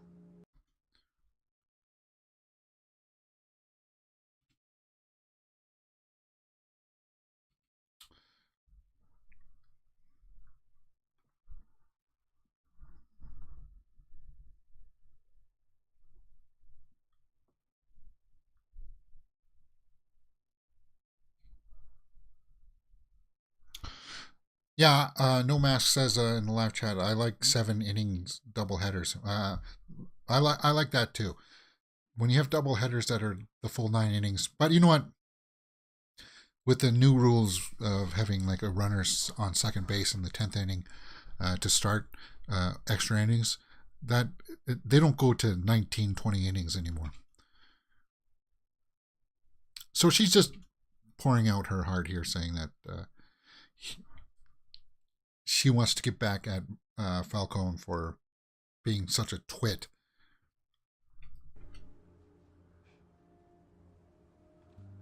You assume the worst in people.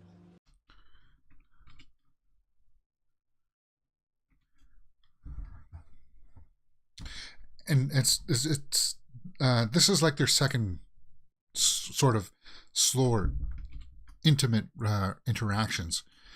And again, they're looking at each other in the eyes, and there's that intimacy there. You can tell that there's some good chemistry between them. Hideously scarred. Yeah.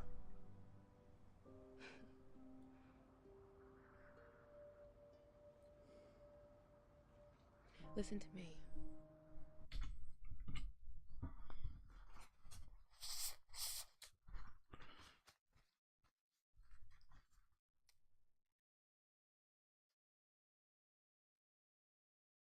They're all corrupt.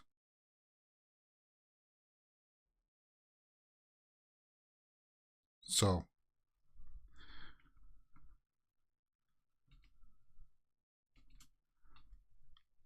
now he's learning that his father perhaps was caught up in some nefarious dealings. And that leads us to the scene where he asks Alfred about that, right? In the hospital. I'm gonna have to scrutinize this scene when it comes up. Not scrutinize it in a bad way, but really pay attention. And there's our kiss First intimate kiss, the embrace, those sweet lips. I can take care of myself. Great scene. That's a good scene between them.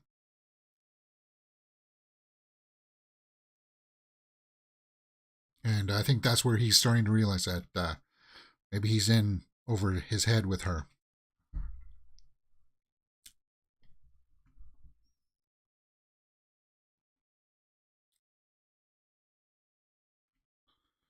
It's kissy kissy. No Matt says in the live chat. Yeah.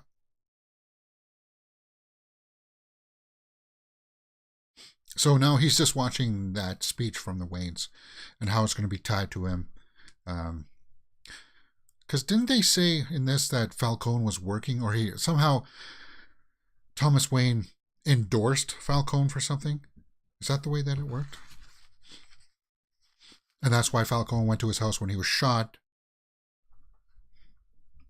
Father then committed suicide, and how the Arkhams used. And the Arkhams, who run the hospital, Arkham Asylum, you know that. Very common.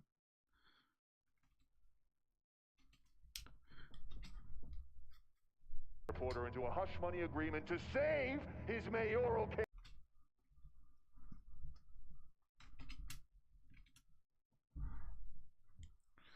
Cone.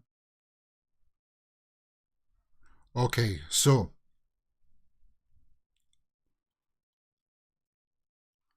the Waynes and the Arkhams were working together to help his campaign, and they enlisted Falcone to help, but Falcone killed somebody, right?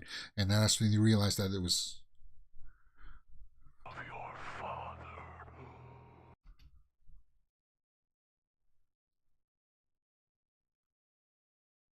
So now he shows up to the club as Bruce Wayne. Do you know who I am? You're Bruce Wayne. And I like how that's like it mirrors itself. It rhymes with itself, right? We had Batman come to this club, and now we've got Bruce Wayne coming to the club. Different approaches. Of course, he's not going to beat him up.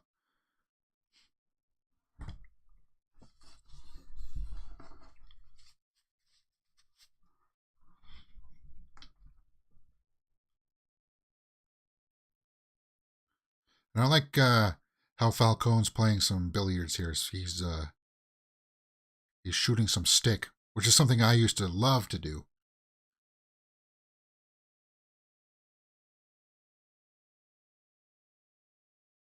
I used to like to play a lot of 9-ball. No, I was more 8-ball, but I like to play a version of 9-ball, 3-ball, which is just like 9-ball, but you have 3 balls and you try to get it under 5 shots, sink all balls in under 5 shots. And there's Oz saying goodbye. I thought I might hear from you.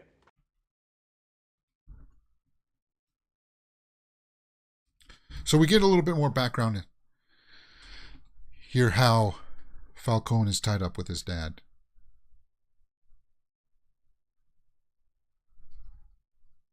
For my father? Yeah. Trouble.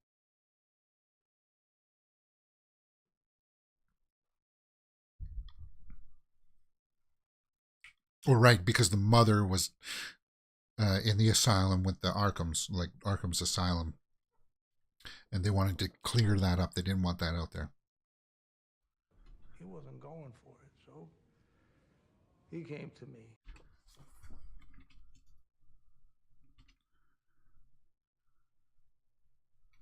I want you to put the fear of God in this guy.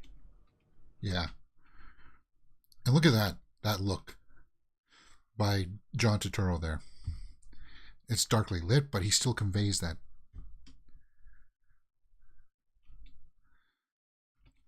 I handled it. That kind of menace is there.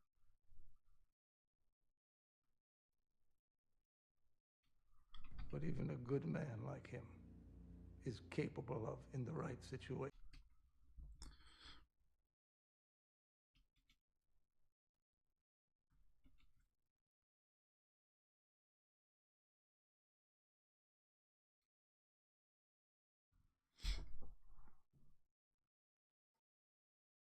So that reporter worked for Moroni is what they're saying.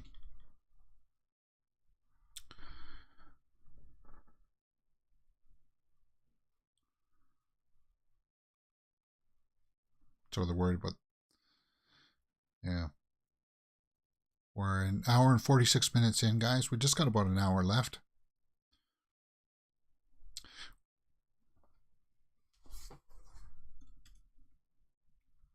Zoe to me. This is what you wanted, huh?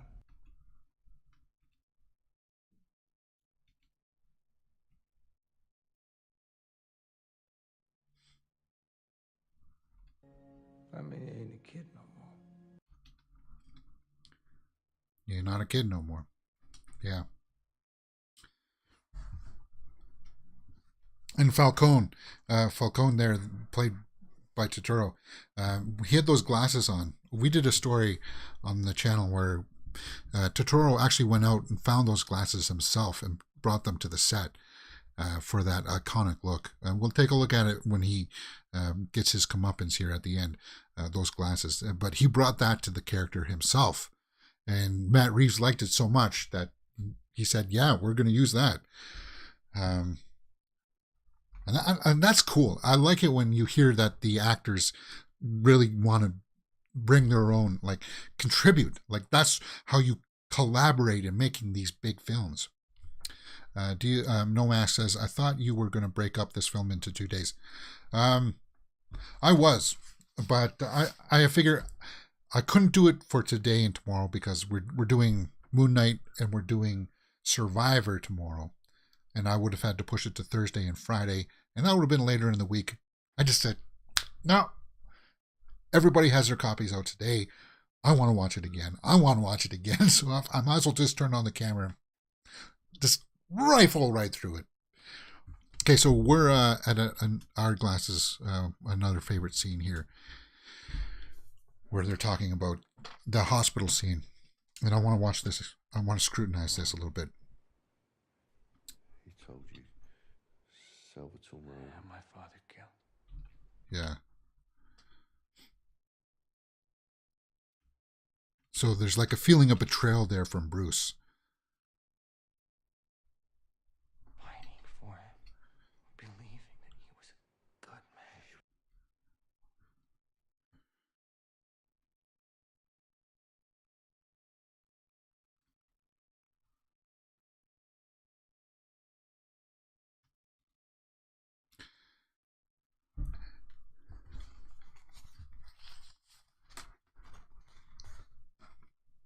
And I heard something about this scene, that they shot this scene.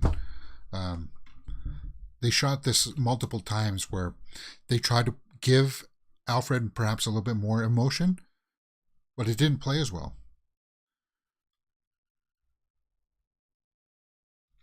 So he's just saying that his dad cared about his wife and her.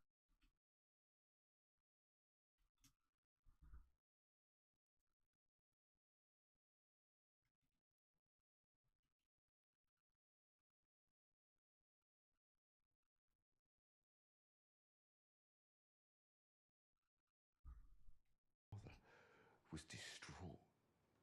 He told Falcone he was going to the police. So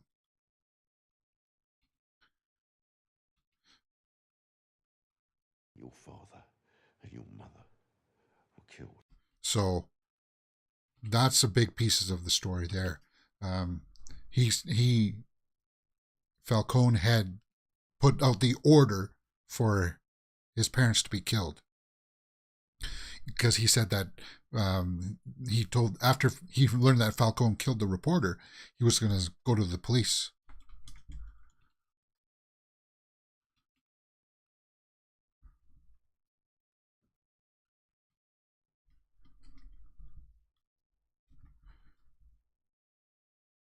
Protect them. Do you understand? I know you always blamed yourself.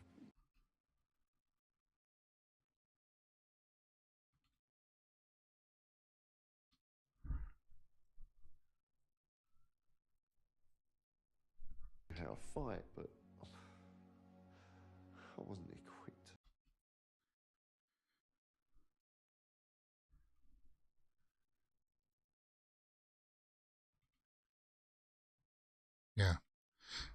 So they dialed back some of the emotion there.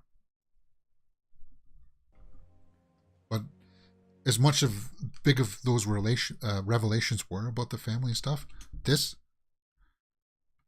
is really good acting from Pattinson here. Again. Talking about the fear of losing someone.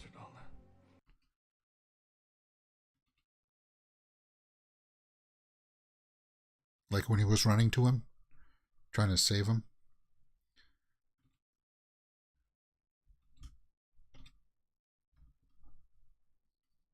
I haven't got past this fear.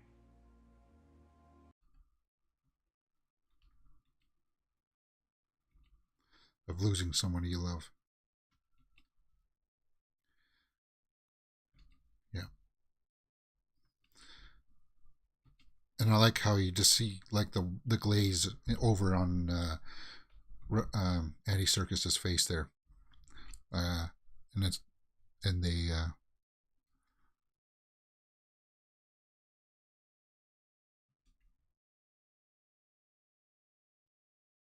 powerful scene. Yeah, that was a powerful scene. I like that.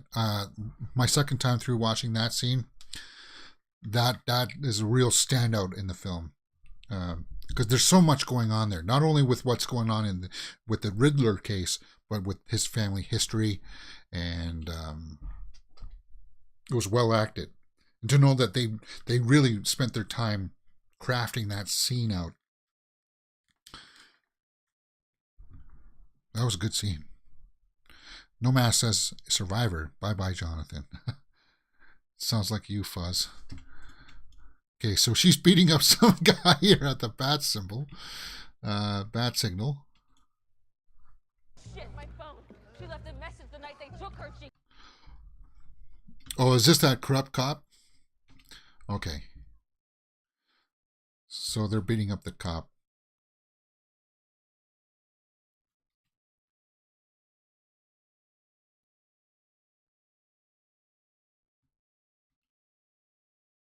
Annika.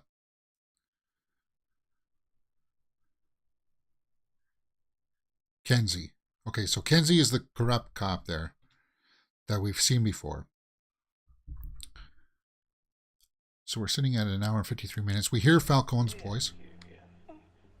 What did Mitchell tell you? Nothing. So we're going to hear Falcone kill Annika here. Strangle her, I think.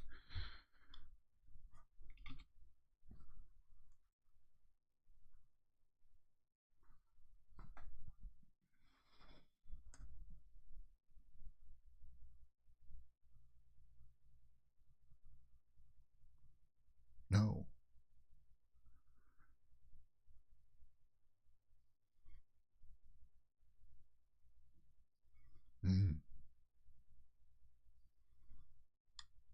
Their deal. So he's talking about some of the drug stuff with the mayor.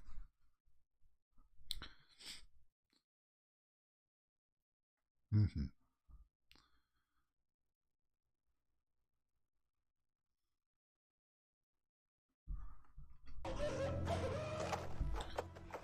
So we just heard her scream.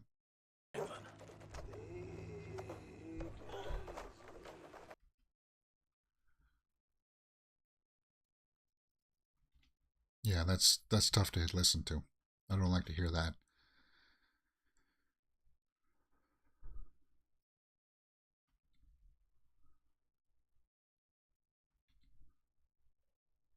Falcone Falcon has wings too. Falcone is the rat. Okay.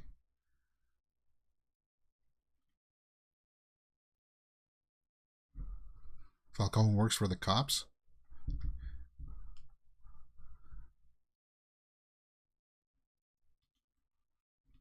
He said no. We work for him. The cops work for Falcone. The renewal fund is it's like their slush fund, right? Slush fund? Slush? Well, whatever.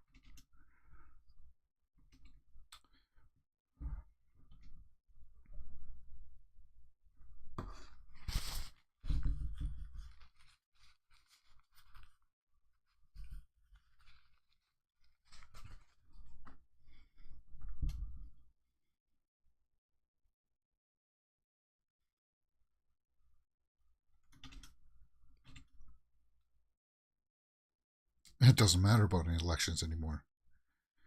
Yeah, it doesn't matter who's in power. He's going to be the mayor. Because he's going to own everything. Son of a bitch. Oops. This group too. Let's finish this. No. So he just slapped the gun out of Selena's hand. You'll become just like him. Listen to me.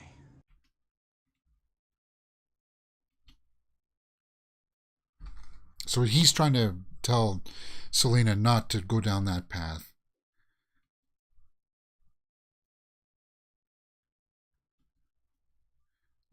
She drops him anyway, and he used one of his grappling guns to pick him back up, and Selena jumped off the side of the building. If she kills Falcone, we may never find the Riddler.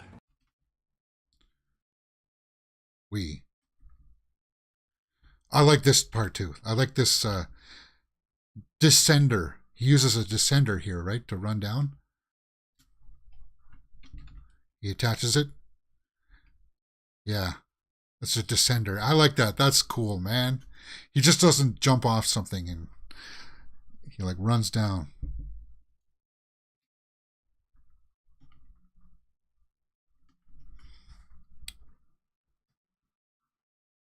All right, let's do a timestamp here. We're at the top of the hour. We're an hour and 57 minutes into this film. We got roughly about an hour left, just under an hour left. It's like 2 hours and 53 minutes. And you're watching this Batman Live watch along, guys. If you haven't seen one of these from me before, you know I can't show you the entire image here. If you're just joining us in the live chat, dropping in to see what this is all about, you'll be able to see some images here. You'll be able to tell where I'm at in the film. I'll let you guys know some clips and sound. You'll be able to hear things. Alone? And we're just enjoying this movie, The Batman. And I hope you have your copy that you can sync up, and because it's out now on digital release. And I'll let you know the time code so you can sync it up and watch along with me. And I'll leave timestamps afterwards. This gets loaded up. So Bruce is going into the nightclub now after Selena, because Selena's gone there to kill Falcone. And if you're in the live chat, by all means, talk. Let me know your favorite scene. Let me know what how this movie resonated with you, because I'm finding that I'm really liking this movie even more on the second time. So she's doing a bit of a performance here for Falcone.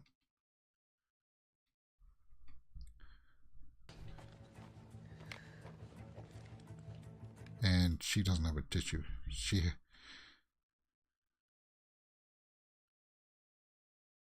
So she was about to draw on him. And she can still draw on him. I don't know why she wouldn't. Maybe because she's worried that the henchmen will fight with her. My favorite scene was the kissy scene, No Masks says in the live chat, when they're on top of the tower kissing. Well, that was a good scene too, because it gave character.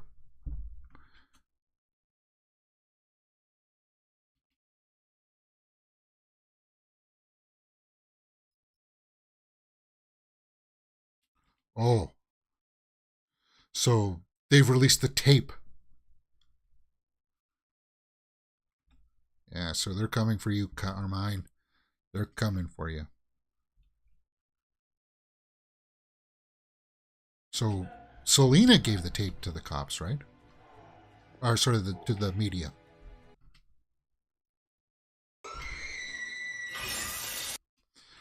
Yeah, we didn't need to listen to that part again.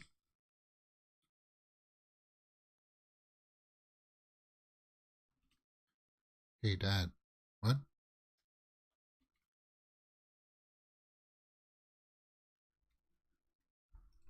Yeah.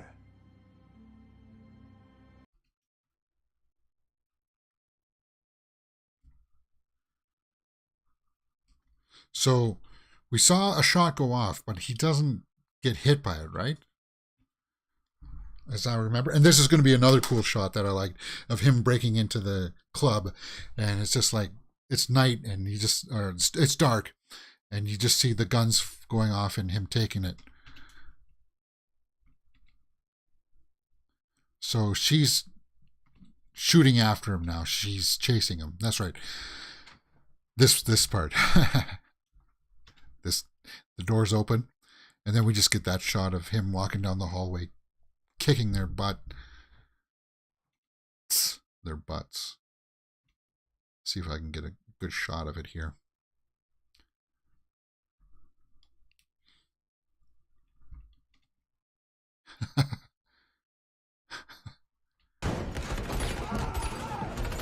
Yeah. And we've seen stuff like this before too, like in Nolan's Batman movies. Dark Knight Rises had a scene like this, of him walking down the hallway like that. But I mean, it's just cool. Just cool to see. Okay, so we're back with the Selena Falcone part. Now, he gets apprehended here, right? He gets apprehended, and then he gets led outside. That's right. Okay, that's right. I remember now.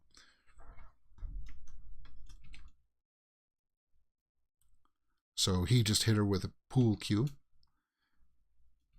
Yeah, see the glasses? Those are the glasses that I was talking about before.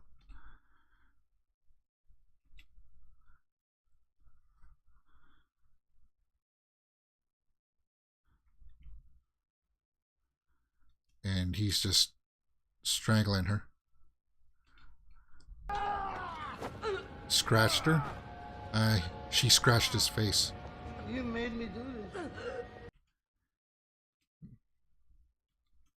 So he just revealed that he killed her mother, too. Well, she knew that. She knew that, right? He has to pay. He does.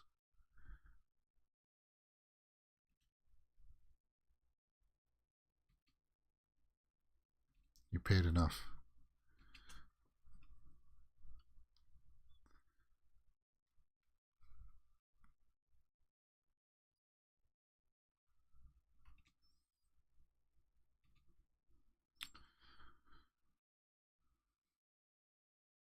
Cool scene.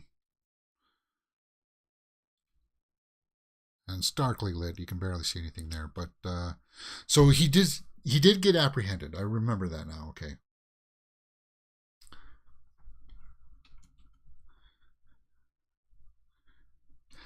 Jesus. He plays a character named Jesus in Big Lebowski.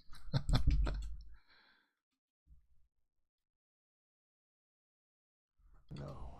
Whatever I've done, it's all going with me to my grave.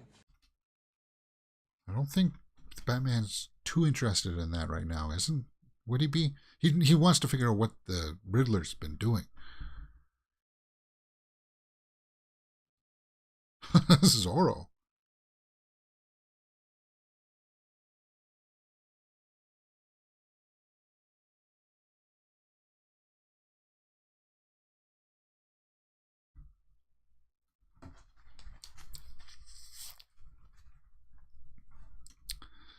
Okay, so he gets brought out into the light and he sees that Oswald is going to take over the mantle, and he's not happy with that.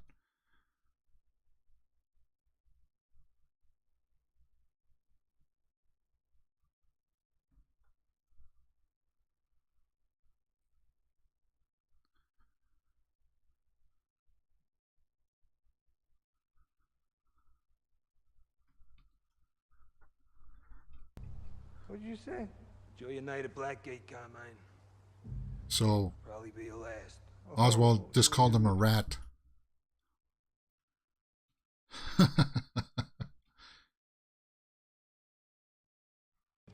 In an empty suit. I'll spray paint your ass! So we heard a shot from somewhere. But yeah, they got the Penguin down there and he's saying that he didn't shoot. And this is the only far-fetched part. That the whole Riddler's plan was, all of this was leading up to just get Falcone out in the light. Come on, he's got to leave the building at some time. You could have found him from another angle.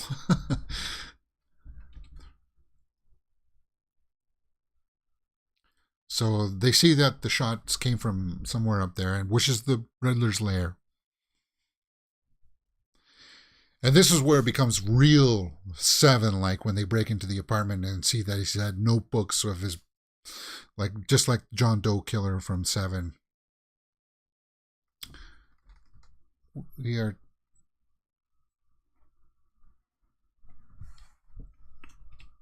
So he just grapple gunned up there before the cops could get up there, because I guess he wants to see the crime scene or the scene before they get up there. And they're hoping to find the Riddler there, but he's not there. He's downstairs inside the bar or the diner, right? Okay. So this scene comes at 2 hours and 7 minutes. And this has a bit of a longer denouement, so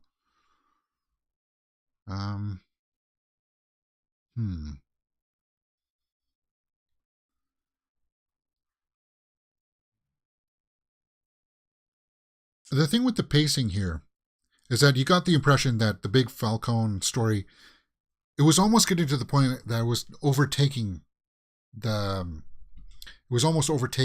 what the Riddler was doing. Like the revelations with Falcone and his family and his dad and stuff.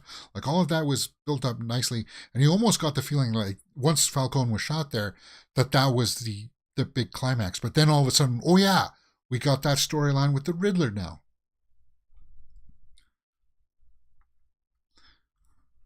So, yeah, there he is sitting in the diner, giving himself up, like John Doe did at the end of Seven, and that's what we're getting in this movie. But you almost like feel like, well, the Riddler's plan is just like, if somebody told me now that the Riddler's plan felt a little tacked on, I could see that almost. Like his plan now almost becomes obsolete. It's moot now. Right? Even though he's going to try to destroy Gotham. And we don't get to see Dano's face here, right? We don't get to see it right here, right away. Oh, yeah, we do. There we go. I thought the reveal was in Arkham. Pumpkin pie. Like the look on his face here. He's just like, ah. But then when he looks up and he sees the Batman standing at him, looking at him through the glass, right? So the Batman comes up to the glass and they share a glance, a look. That look turns to a smile. He's happy. Like he feels.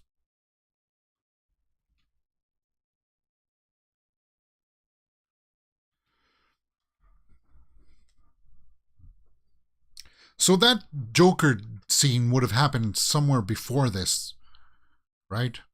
Because this is where the Joker realizes who is brought into that cell. How that deleted scene fits in.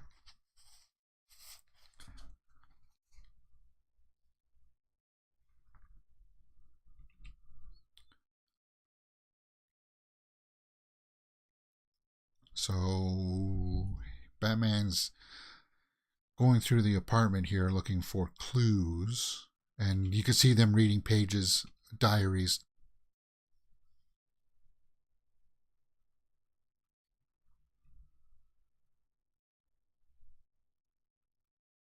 They're taking notes. He scrawled all over, rambling ciphers, code. Yeah. Nashton.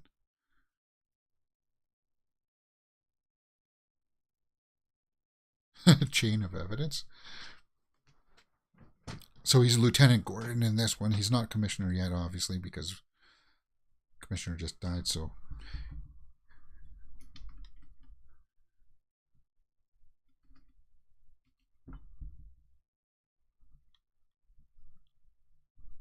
Saw it a single word on this ledger sitting on the desk. Renewal.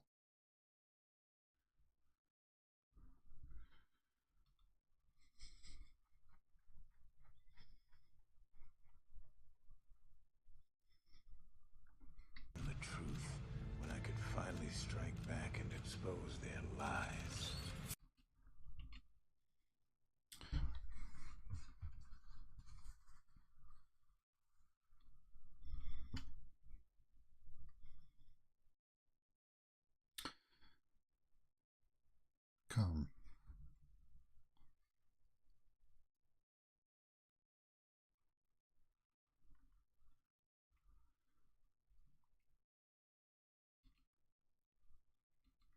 It's not a rat, it's a bat.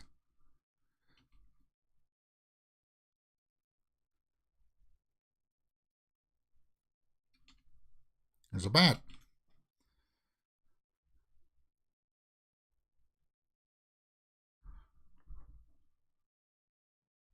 Another clue. It's taped into the cage of the bat there.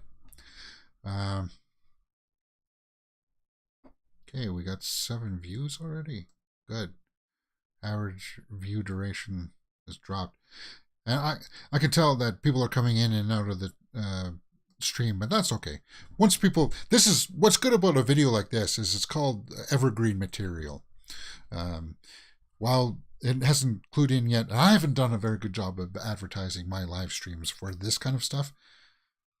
But this is the video that appreciates over time. People can always come back to this, key up their copy, and watch it whenever. And that's what's great about doing it this way. So this clue says my confusion or confession, sorry. What's he confessing to? He already told us he killed Mitchell.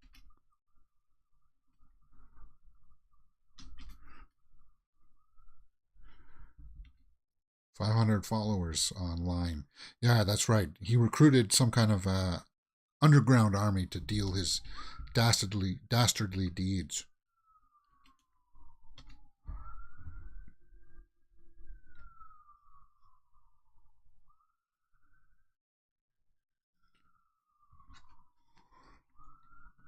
So he's realizing that he was just trying to figure out who the Batman is and the real you.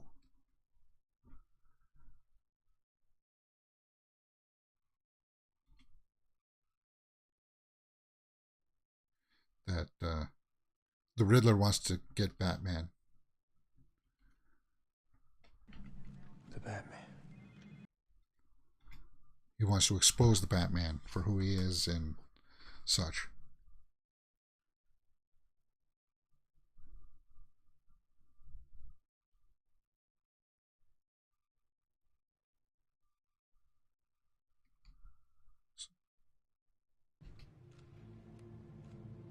Riddler's asking for you at Arkham.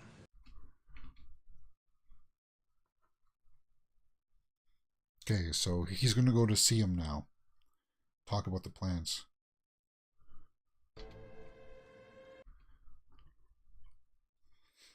And there's a couple things we need to talk about with this scene. Because it's a good scene. I like this scene. And it does mirror. It's the same set as that Joker deleted scene. But people were laughing in my theater during this scene. And I don't know why.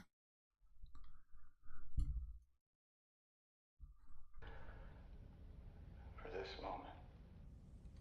I've been invisible my whole life. And I like it because once he outs him here, calling him Bruce, you kind of like, he can still not, like,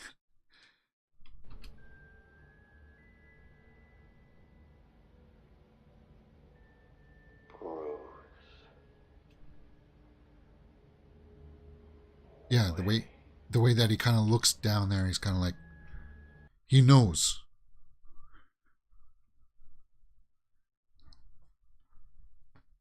He knows who he is, and then that look on his face. Paul Dano, so good. But like that feeling like, you know who I am? Kind of like, he was like looking down, kind of like a dog that is worried about being hit over the head with a newspaper or something, like that kind of like cowering look.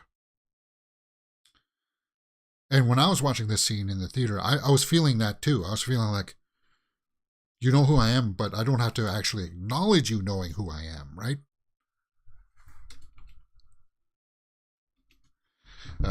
No Masks in live chat says people were laughing because it was cop propaganda. Kids hate cops. No, I think they were laughing about the escalation here that comes in. Once he starts, the laughing started when he starts screaming. I'll see if I'll give you some audio from that part. So he's talking about how the conditions in the orphanage were bad.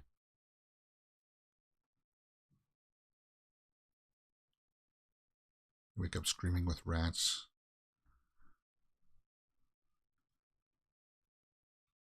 Oh.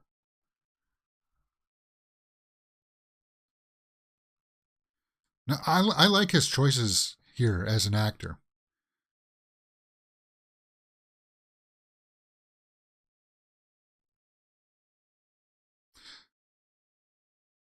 His screaming was shrill. Yeah, that's what I thought, but people laughed in my theater for some, not everybody, but there was like at least 5 or 6 people that were laughing at it.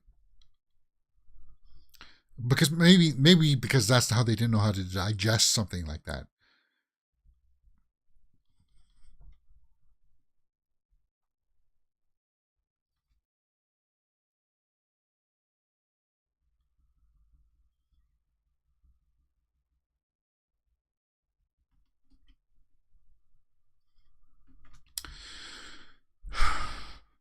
Oh, I'm a defender of somebody who liked the Joker scene. But now feeling this scene,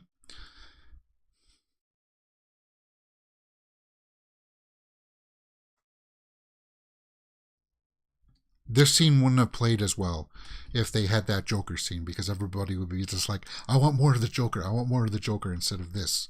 So maybe I do understand why it was cut.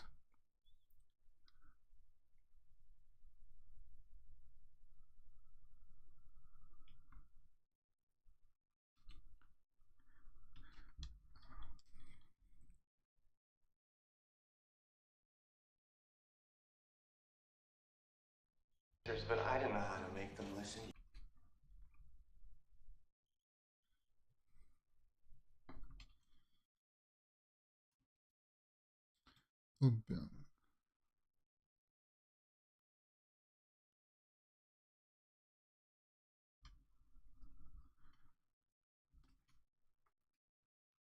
You're a pathetic psychopath.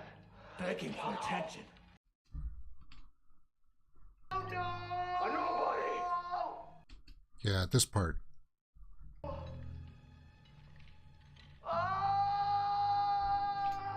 is not how this was supposed to go!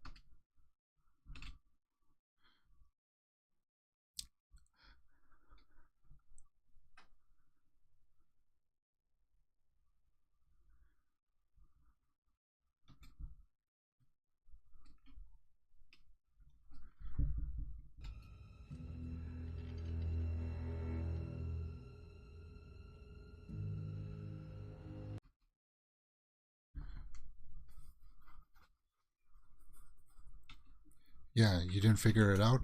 And this is what I mean a little bit, how this part does feel a little bit tacked on. If somebody were going to say that the third act didn't have that big punch.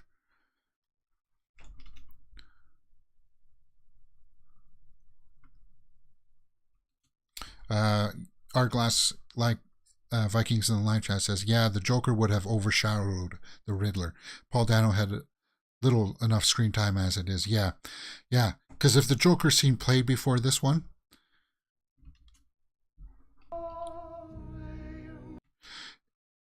everybody would still be thinking about the there's that "what have you done" line.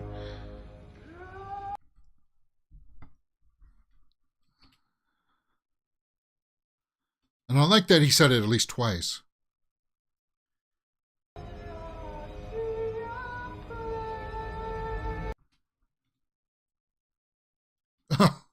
Great scene. But yeah, I agree with you, Arglass.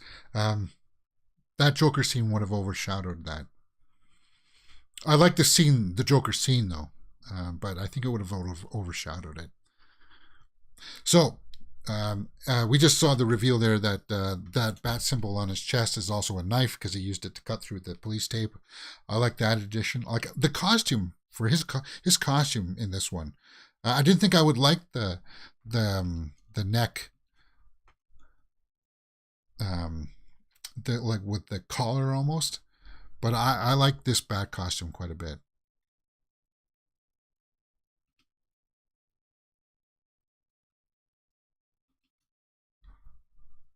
And to know that it's going to get refined.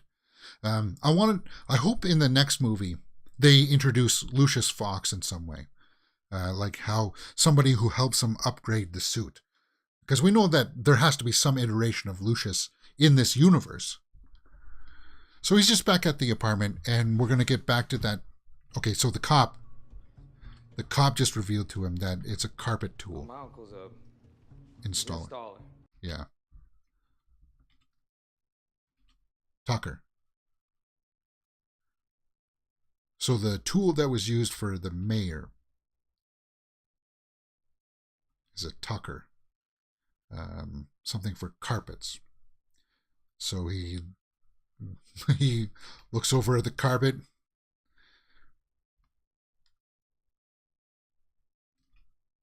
Yeah, there's carpet there.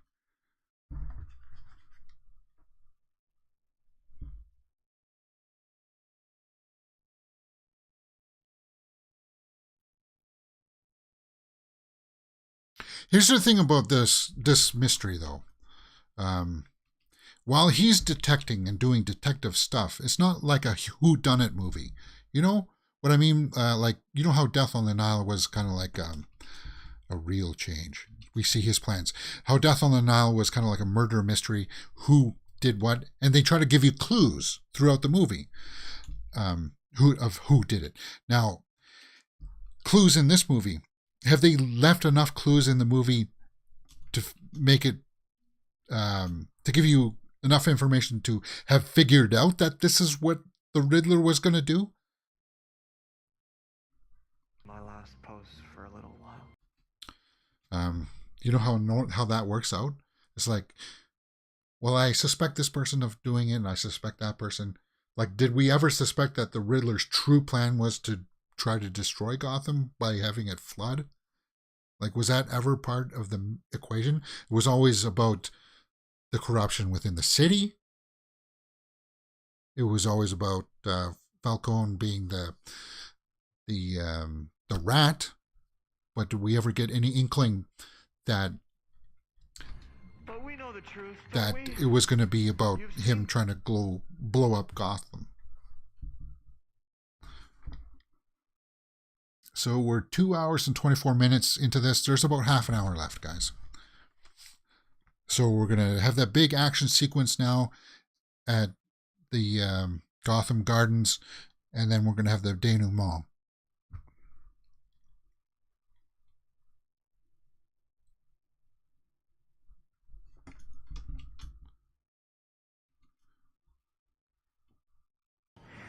And on the big night,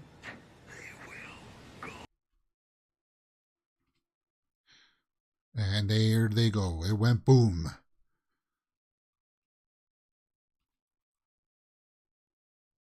Like, if that's model work or something, or real explosions, it almost does look like real explosions.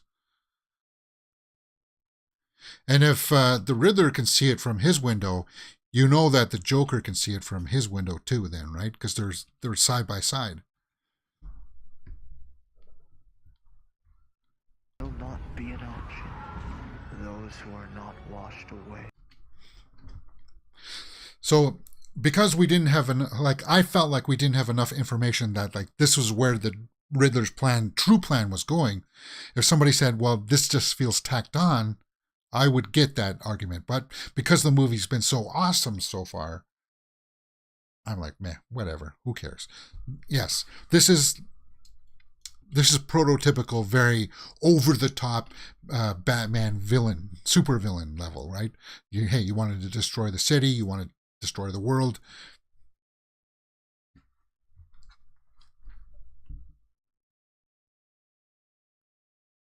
There's something about this scene I want to take a look at, that adrenaline shot. Somebody was saying that the adrenaline shot that he takes here is the actual Venom, like what Bane takes. I think it's just adrenaline, but I want to see how that works. So I'm going to be taking my eye out and looking for that and how that all plays out.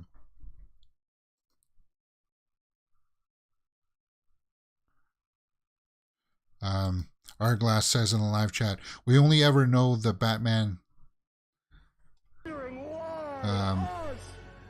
know what the Batman learns as things unfold. Through Gotham always seems to... I can't get through the lines of them. That, why them? Little line, I think that was, wow. Arglass says, we only ever know what the Batman learns as things unfold. Yeah, okay. Through Gotham always seems to be the target in other iterations. Well, we know that.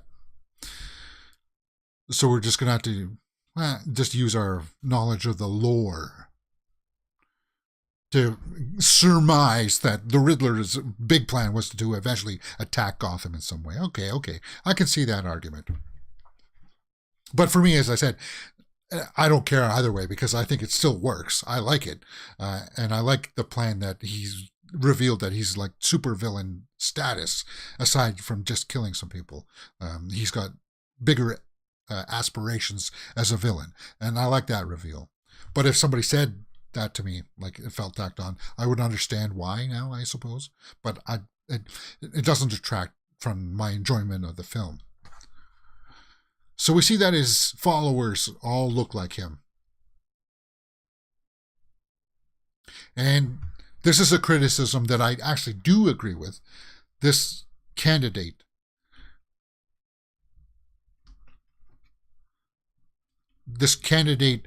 has security, but exactly. We're under attack. Everyone's afraid to... The security would never let her go out onto that platform, onto that podium. Security would be out there beside her, not alone. And I understand that argument. I'll get behind that argument. Yeah, exactly. And then she gets shot, and mayhem breaks out.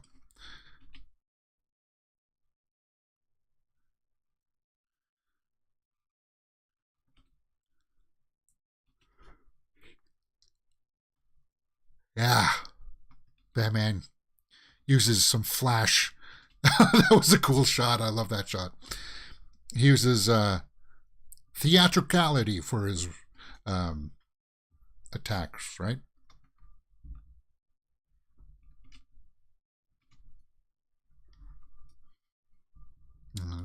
Da, da, da, da, da. So he's not killing the guys here. He's putting a rope on them and throwing them over the side so that they're just hanging there. See how they're just hanging there? He's not killing them. But he's he's taking a few gunshots.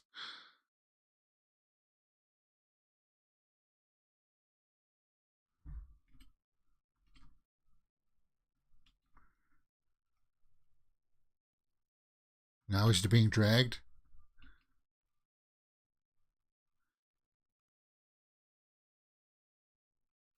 Ooh. So those two guys killed each other. You can't save everybody there, man.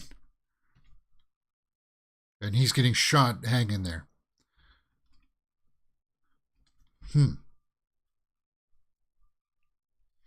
So now Gordon wants to get up there to give him aid. That's understandable. We know that. And the gardens are now starting to fill up with water. So the stakes are going up here. Timing's an issue. Selena's there. She wants to help out. She realizes that Batman's in trouble.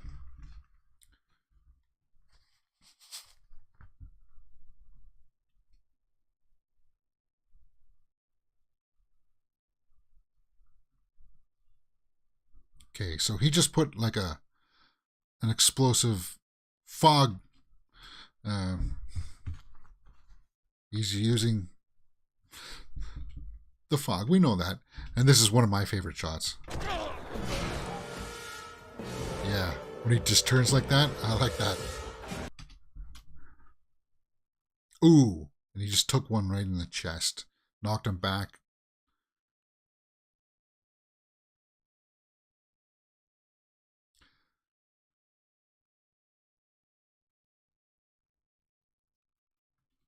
That's a cool shot.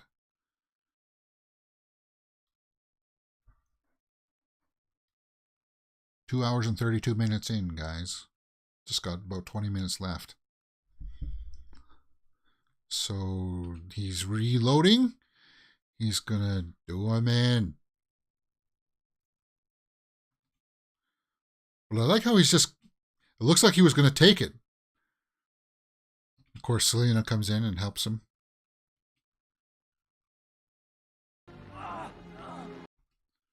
But yeah, you got the impression there that he was just going to eat it, right? He was just going to say, this is it.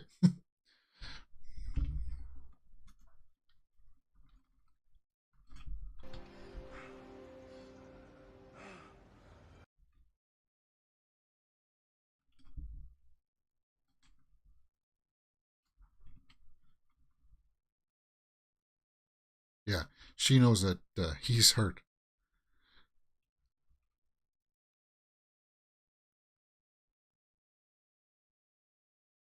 So he's passing out here because he is hurt.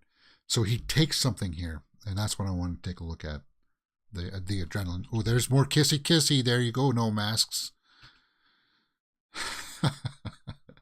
I think they do have one more kissy kissy scene, isn't it? Oh, she just got hit on the head by one of those thugs. Okay, so there it is. I want to see this. Okay, so he takes something from his belt there. It's green. Puts it into a spot. Whoops.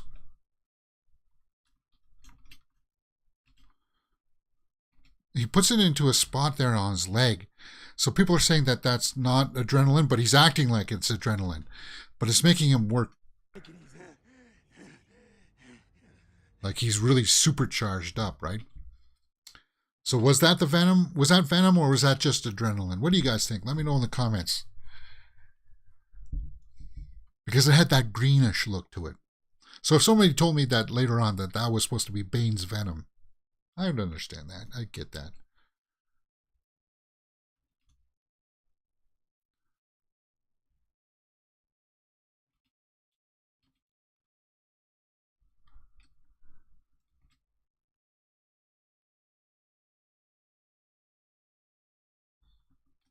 So this revealing that they're normal guys underneath there. Oh, that's the guy that was in the church at the funeral. And he says, "I'm vengeance." And that's what Batman said at the beginning of the movie. So that definitely doesn't make him happy. That these guys are using his mantra against him. So all the good that he's been trying to do is now being thrown back in his face. And here comes the water.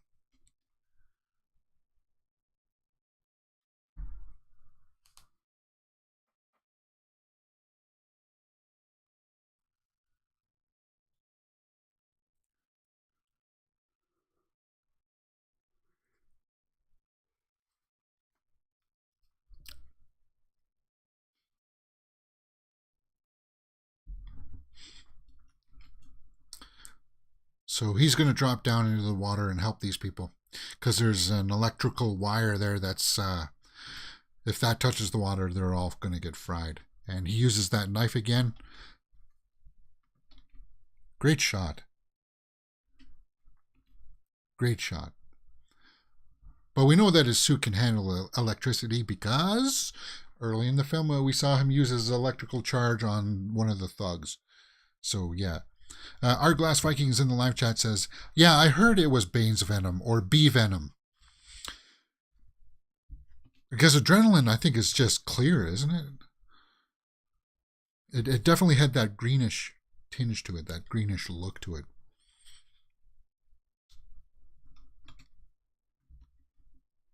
This is a cool shot, too.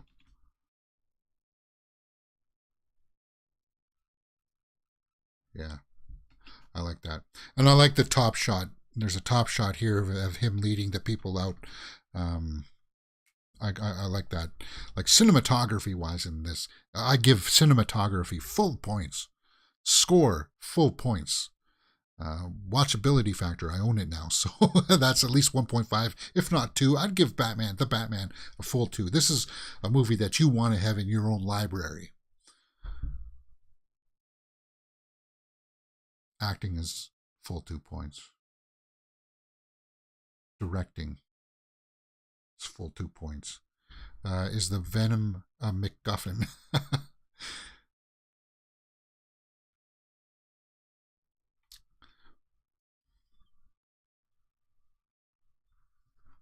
But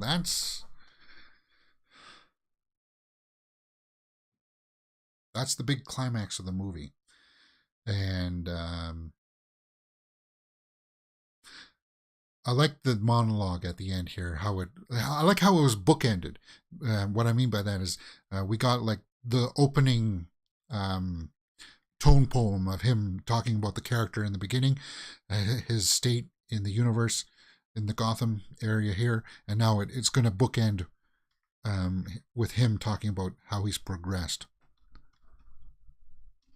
Yeah, that shot. Beautiful. Get a bigger shot, wider. Like, cinematography has been great. And another use of something in the way.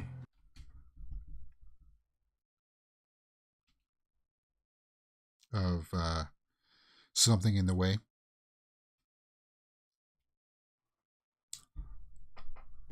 Martial law is in effect, but the criminal element never sleeps. And I like that. It chimes. And I'll let you know what I mean by the long denouement here. Because you would think this would be a place where you end it. This is where, once he wraps this up, and you could roll credits. You could roll credits here now.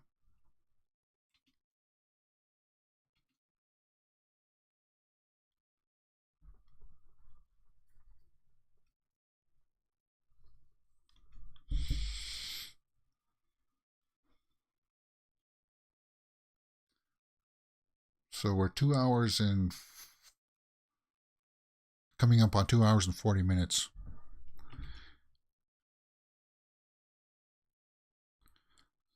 So he's acknowledging vengeance that won't change the past. So he's evolving here. He's growing.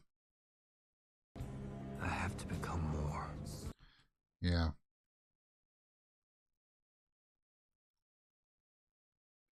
People need hope.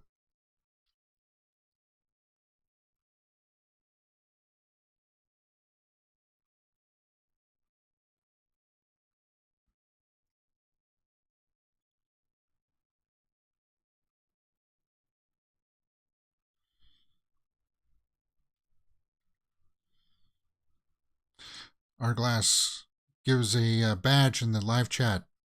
10 pounds. Thank you very much, Our Glass Vikings. Always appreciate it. I'm going to use some of that this week to go see The Northman. And that's a good image there, too. I rolled credit. Nice. Thanks. Okay. So now we hear the Riddler's reaction to the... And here's our only Joker reveal for the... Him raining on your parade like that? And you can tell that's Barry. You can recognize his voice. What is it they say?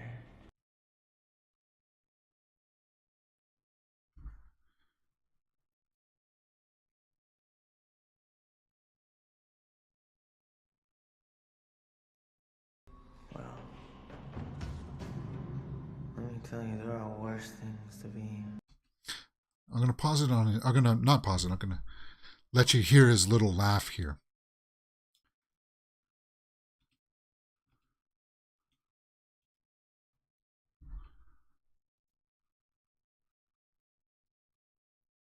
A story. Gotham does like a comeback story, right? It's knowing now what you know about the deleted scene. Let's see how much of the face we get to actually see. Well, that's the question, isn't it? Like we see the silhouette there.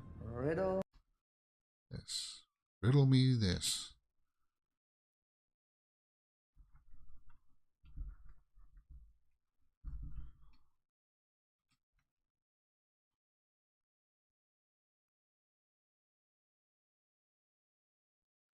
A friend.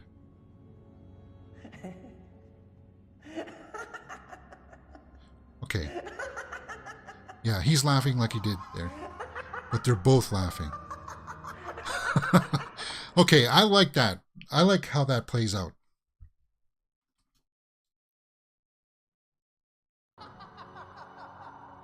And it lingered there. Okay, so no, if it ended like that, credits roll, I think everybody would be okay with that. But now we get more of a denouement. We get to see some closure between Batman and Selena here.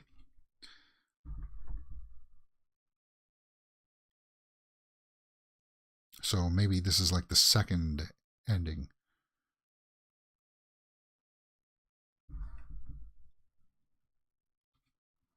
But I like that actually. Now that I know that other Joker scene exists, I think I prefer that one with them meeting and them laughing together.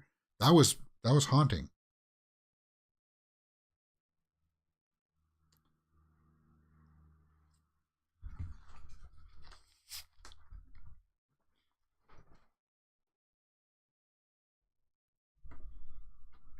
So they're just talking about how the city will kill him if he stays there, and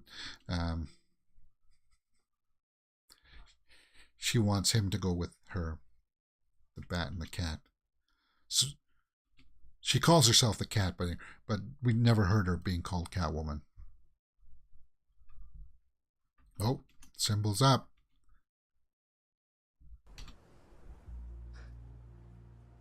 Who am I kidding? Here comes No Mask's favorite, one of his favorites. Some more kissy kissy. Maybe? Did she pull back on this one? So no kissy kissy. So they only kissed twice.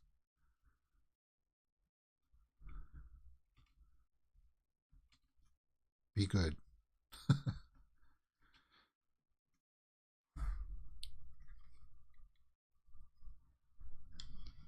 But they did have some good chemistry, and Zoe Kravitz knocked it out of the park as far as I'm concerned.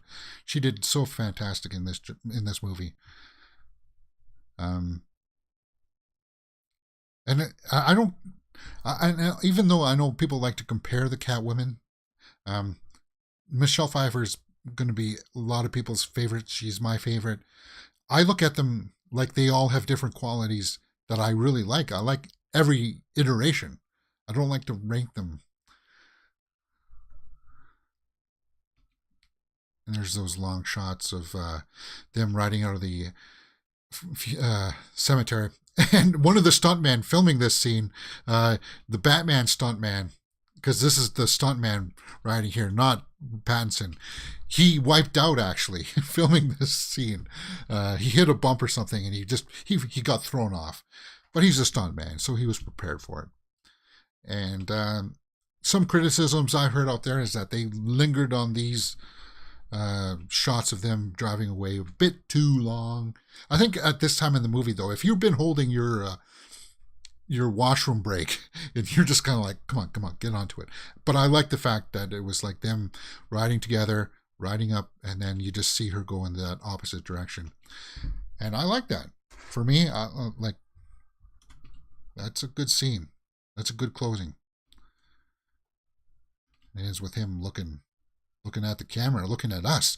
He's peering into our souls, guys. No, he's looking at the rear view mirror, watching her go up over the hill. Is that it? That's it. The Batman, directed by Matt Reeves. Okay, guys, that's 2 hours and 51 minutes. And yeah, definitely one of my favorite films of the year for sure. I don't think that there's a post-credit scene, as far as I remember. I think there was just, it ends with, yeah, okay, so that's it.